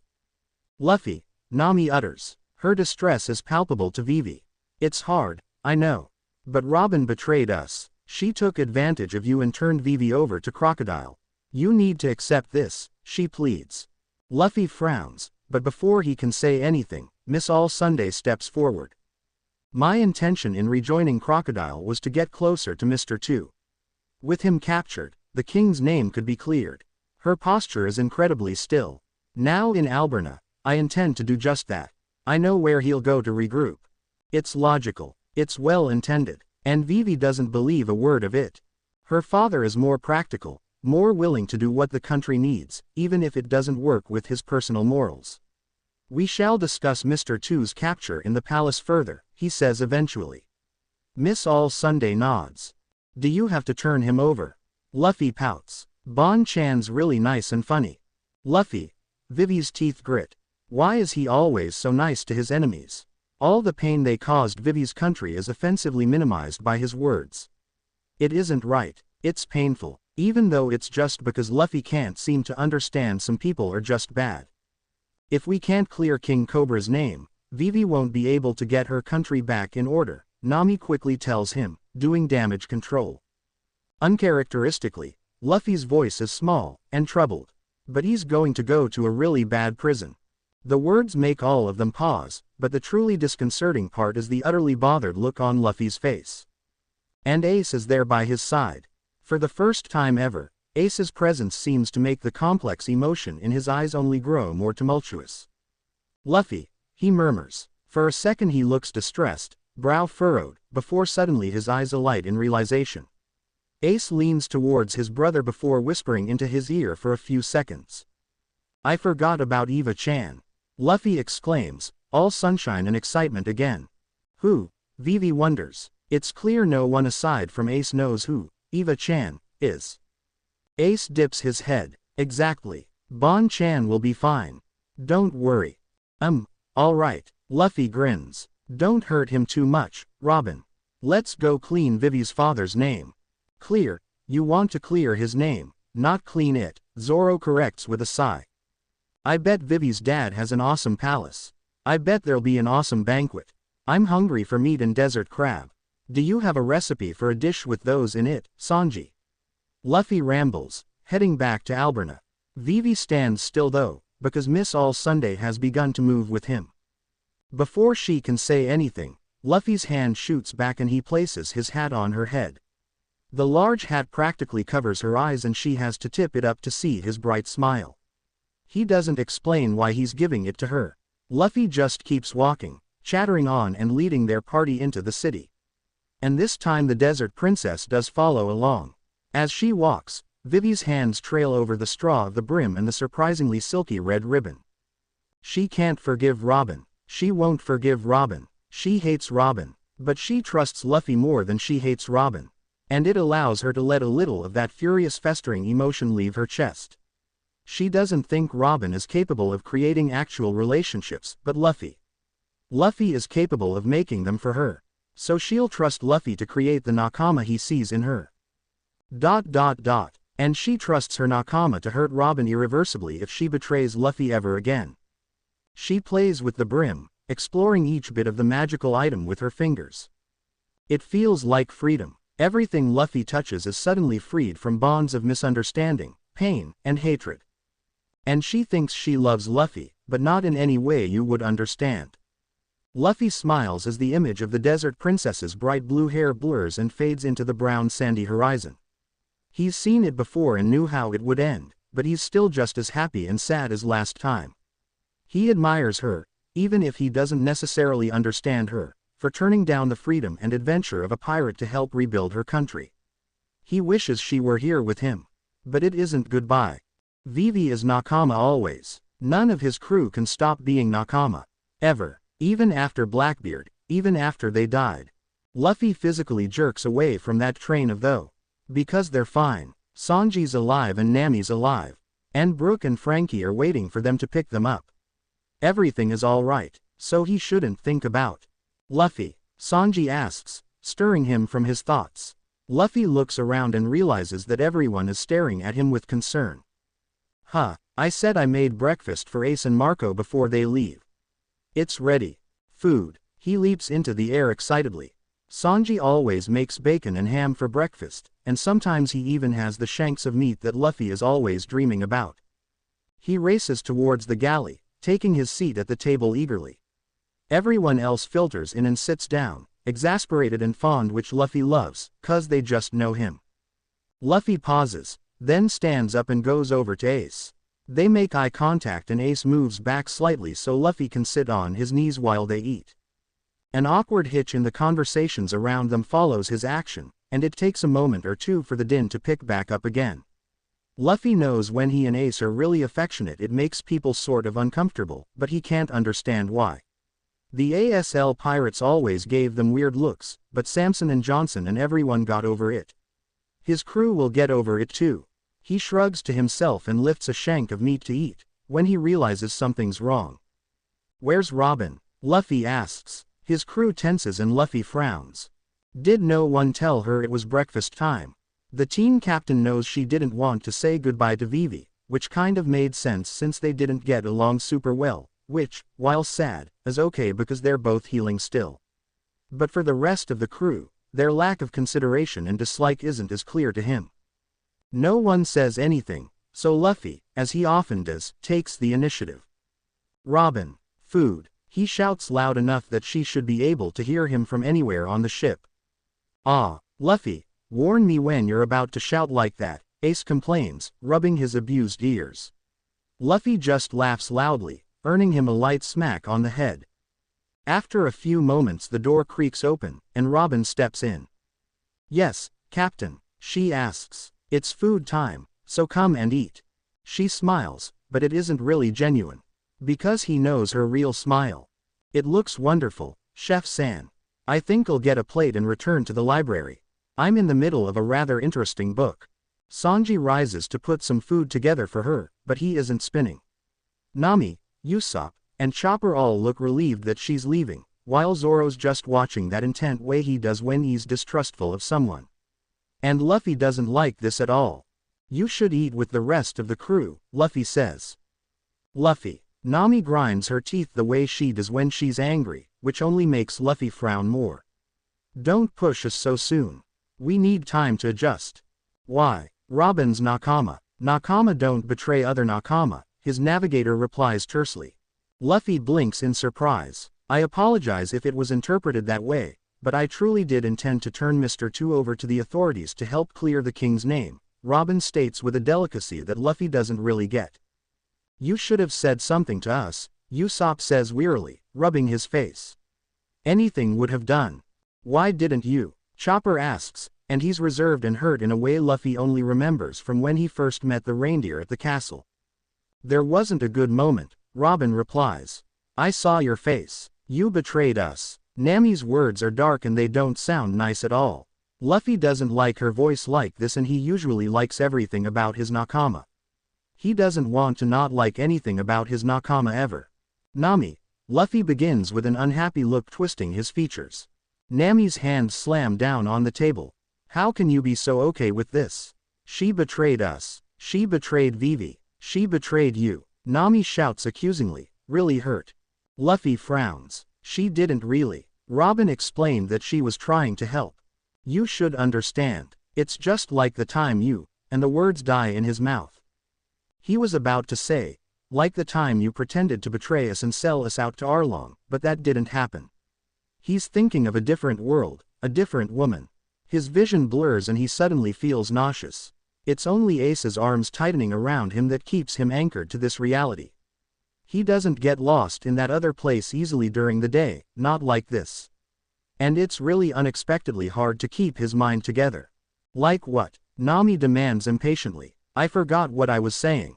Nami lets out a frustrated groan. Robin's good, Nami, he presses, regaining his equilibrium. Because she's so good, like Nami, like Sanji, like Zoro, like Chopper, like Usopp, like Frankie, like Brooke. He stares at her with resolve, and Nami wavers before faltering. Fine, she can stay on the ship and eat with us. She turns to Robin and says sharply, don't do that again. Robin dips her head. She accepts Sanji's plate and takes a seat next to Marco, who engages her in a conversation about what sounds like books to Luffy. Everyone slowly picks up their conversations again. And the table is full. Which is nice, because food only tastes good when everyone on his crew is together. Well, together and happy. But nothing about this is happy or alright. As a captain, it's his job to make his crew feel okay. But they aren't. Even last time, the distrust they had for Robin when she joined wasn't even close to how it is this time. So one of his actions in this timeline was wrong. He messed up somewhere, and now none of them are okay right now. It hurts. He can't find the energy to lift his meat shank up. It doesn't seem right to eat this awesome food in the joyous way he always does. Luffy, it's Sanji, whose sharp eyes always watch all of them eat, who catches his lack of movement. Luffy manages a smile and lifts the meat to take a bite, but finds his lips are tightly shut and won't open. He sets it down again, disturbed and unhappy. Nami starts to say something, but is stopped when Ace stands up, bringing Luffy with him. We're going outside for a bit. Save him some meat, okay. Luffy lets his brother pull him out of the galley and onto the deck, shutting the wooden door behind them. He leads the pair of them to the Going Merry's figurehead, but doesn't get on it. Ace just leans against the railing of the deck with a complicated look on his face. Luffy, Ace sighs after a long moment. You can't keep doing this to yourself. The team captain just shakes his head. I have to. Why? I'm the captain. I have to make sure they're okay. You can't control them, Luffy. Ace growls, and Luffy can't help but physically flinch back. I'm not. You can't just make them okay. Luffy frowns hard. It's not like that at all, and you know it. And I can help them be okay. I just talk and smile at them and give them a hug when they need it. They get okay. They feel better. Ace pauses. Okay. You may make people feel better, but it doesn't work all the time, even if you try. People are sometimes just not alright. Luffy looks at the deck unhappily. It used to. It worked before. I used to know the combination. I used to know what to do to make things better for them. You still do. I've been watching you for over 3 weeks now. Ace stares at him pointedly. They're your caring, eccentric nakama and you make sure they know it. But I can do it better. I'm the captain, I have to. And I have nearly double the experience as last time, so why can't I nail it down? Why is it that Robin and Nami aren't friends? What did I do wrong? What did I overlook? Luffy, Nami is her own person. Ace repeats what he said the night he first arrived. Though the words are familiar, they still make Luffy discomforted. He knows that. Try to understand, she isn't the one you knew. She reacts differently to things. As her own person, she doesn't get along with Robin right now. You can't change her so she behaves like the other one. It's hard. Luffy utters, frustrated. She's different, and I like this her a lot too, but I like the other her just as much. I want both parts to be one Nami. You can't. I'm not strong enough to make things alright for her. She's Nami. Whichever Nami, it doesn't matter. As her captain, I want to make the world right for her. And I'm not strong enough. She's unhappy, Ace. You aren't weak, Luffy. You're the undisputed champion of reshaping the world around you in ways no one thought possible. Ace smiles dryly before pulling on a serious expression. But Luffy, you aren't perfect. I know that. He reaches forward and places his fist on Ace's chest, at the bottom of his ribs where he still sees a hole sometimes in his nightmares. He had never known defeat and failure like that before. He always pulled through before, by luck, tenacity, and friendship. But then Kuma beat him and his crew, and then Luffy couldn't protect Bon-chan. And then Luffy couldn't protect Ace. He physically starts when Ace grasps his wrist and drags his arm up his chest.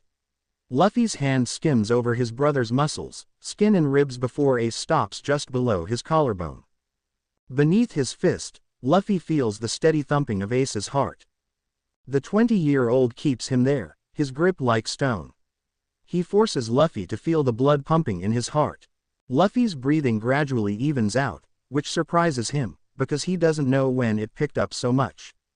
He doesn't like being so upset, so emotionally turbulent like this, especially around his brother. But Luffy can't seem to help himself. He feels this hurricane of conflict in his mind so often these days. His nakama soothe the storm, calm the waters, but only Ace can banish the dark clouds away. Not even Nami can understand the freak weather patterns of his worries and thoughts. But Ace can, because Ace has them too. So while he doesn't like feeling this way and putting his burdens on his brother's mind, he shares his innermost concerns because Ace is the only one to understand. The point this time is to not mess things up again. Luffy's voice is soft, Ace's grip tightens on his wrist, and Luffy meets his brother's intense black eyes. The point this time is to live again, the both of us. Luffy pauses for a long time. Live. He wants to do that. It took me a long time to figure this out after we came back. But we need to live our lives too, not just save everyone else's. So don't take everything on your shoulders, Ace says lowly and intently. If we could change the world to be the way we wanted it to be, then it wouldn't be any fun, would it? Yeah. Luffy pauses and then smiles. Yeah, he exclaims more assuredly. Life is messy, and uncertain, and adventurous, and hard, and so happy. And Luffy feels it more than anything else right now. Ace is right, always am, he jokes lightly. So no more tears, okay. Luffy blinks with surprise and touches his cheeks. Sure enough, he finds wet trails on his face. At that exact moment, the galley opens and everyone filters onto the deck. Luffy tries to wipe the water away, but from the concerned and uncertain looks on his crew's faces, he doesn't think he managed it in time. Luffy, Chopper utters. It's too late to stop them from seeing it, but he can smile now. So he does, widely and honestly, and they relax a little. Well, everyone except Marco, who looks exasperated and slightly concerned. We can stay another day if you need, Marco offers reluctantly. The weather looks a little iffy, so we may want to wait a bit longer anyways. His disgruntled expression draws a bright laugh from Luffy. Nah, we're good, aren't we, Luffy? Ace asks. Luffy beams. And that's all there really is to it. So after pressing a single kiss to Luffy's forehead, Ace goes to the other side of the railing and drops down onto the skipper. Bye Ace. Bye other guy, Luffy chirps. It's Marco, you idiot, the blonde mutters in exasperation as he joins his fellow commander on their small ship. See you in the new world, Luffy. Ace tilts his hat and his lower body erupts into flames. In seconds, he and Marco are skimming over the waters to the new world. Luffy watches them for a moment more, before turning back to his crew with an excited expression. Your brother is really nice, Nami says as the waves of his skipper settle. He is. Ace is the best. Luffy smiles. Now, where are we gonna go next, Nami? She seems slightly startled by his sudden address. Or maybe it's his smile. He's really happy right now. I don't know. I lost my log pose in the cage, remember? She admits. I think I may be able to help with that, Robin says smoothly. From one of her pockets, she pulls out another log pose. Oh, lucky us. Nami accepts the gift and then examines it closely. Then she blinks. Did you set this at Alabasta? Yes. It's pointing up, Nami reports. Yes. Sky World. We're going to the clouds. Luffy exclaims with delight. He can't wait to see Skypia again. Do you think there's really an island in the sky? Chopper asks Usopp. Usopp's voice is boisterous. Of course. Have I never told you about the things I saw during my years as an ace aviator? We're going to end up somewhere weird, I can already tell, Zoro says with a sigh. I better train. I think I might do a little research to try and clear some of this up for you, Navigator San, the archaeologist offers. That's. Nami pauses. Thank you, Robin. The other woman dips her head. Sky stuff. Sky place. Sky people. Luffy sings to himself excitedly. He starts heading towards the figurehead, but is cut off. You can't adventure without eating. I saved you some food, you shitty captain, Sanji says gruffly. His words aren't super nice, but he's wheeling out a cart of food for the team captain. Luffy smiles and says thanks. He takes up a meat shank and hesitates for only a second or two, before tearing into the food. Sanji looks like he's going to collapse with relief the way his posture loosens. He pulls out a cigarette and leans against the mast to smoke and watch Luffy. And so Luffy eats the food. Not to feel good and full and awesome, but because he'll need his strength if he wants to adventure and feel better. He'll need his strength so he can live better. Home sweet home, Marco comments with a smile as the Moby Beep comes into sight. Finally, Ace loves his brother dearly, but that vacation was more trying than it should have been. With Luffy repeatedly forgetting what happened next, Marco and he had been dragged into the entire mess. It worked out in that wonderful, Luffy way, but still, he would have preferred to leave after checking out Rainbase. If he'd known Smoker was going to chase him into a trap, he wouldn't have stayed that extra day. Oh well, at least he was able to be there for his brother when he needed him. Ace frowns as he remembers their last confrontation. He trusts his brother to work things out, but he knows it's going to be painful. He wishes he could be there for him, but they have their own lives, as intertwined with each other as they are. Neither of them have given up their dreams. So, while Ace misses his spacey, overly energized, and incredible brother, he is glad to see the Moby Beep again. He and Marco speed along beside it before Ace cuts the engine. Ladders drop immediately off the side of the ship. "Took you long enough," Thatch says as he helps them get back on board. "It isn't my fault," Marco says, looking pointedly at Ace. The second commander shakes his head. "Don't blame me, it's all Luffy's doing." A booming laugh fills the ship, and Ace whips around to see his father is sitting on the deck, enormous sake cup in hand. The second commander is warmed to see their father waiting for them. "I do not doubt that, from everything I've heard," Whitebeard says, smiling. "Welcome home, sons." "It's good to be back," they reply in tandem. A couple dozen crew members are on deck, and all of them greet them with smiles and claps on the shoulders. "So, is it true that your brother tried to eat your head while you were sleeping?" A member of the 6th Division asks. "I want to hear about the papier-mâché mask he made you model for," someone from the back calls. Ace turns at Marco with a livid look. "You did not." "I definitely did." Marco raises an eyebrow dryly. "After the things you two put me through, I am more than allowed to share some stories. Besides, as your brothers, your embarrassing stories belong to us anyways," Thatch chimes in, grinning. "You need to tell me the whole thing later on." Marco deadpans. "No, just thinking about the entire story is exhausting." "Traveling as you did, I am sure you're both exhausted," Whitebeard notes. Ace and Marco nod wearily. "Then take the rest of the day to recuperate. Tomorrow we set sail for the New World." "Aye, Pops," Marco smiles. "Aye," Ace answers, contentedly.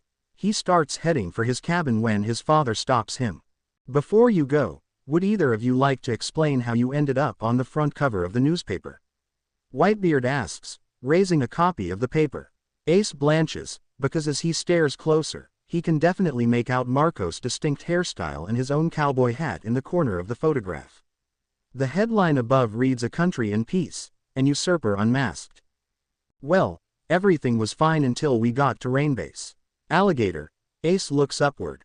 "Luffy, you're too much. Crocodile caged us, and everything went downhill from there. We didn't mean to get involved with a revolution, honestly. It's just Luffy's gravity. He pulls anything near him into his madness." His words ignite laughter, but he isn't joking. Marco seems to understand. "Seriously, I don't want to get 10 meters close to that kid until I've had time to mentally heal." "Luffy will do that to you." Ace smiles blindingly. His little brother is ridiculous and beyond impossible.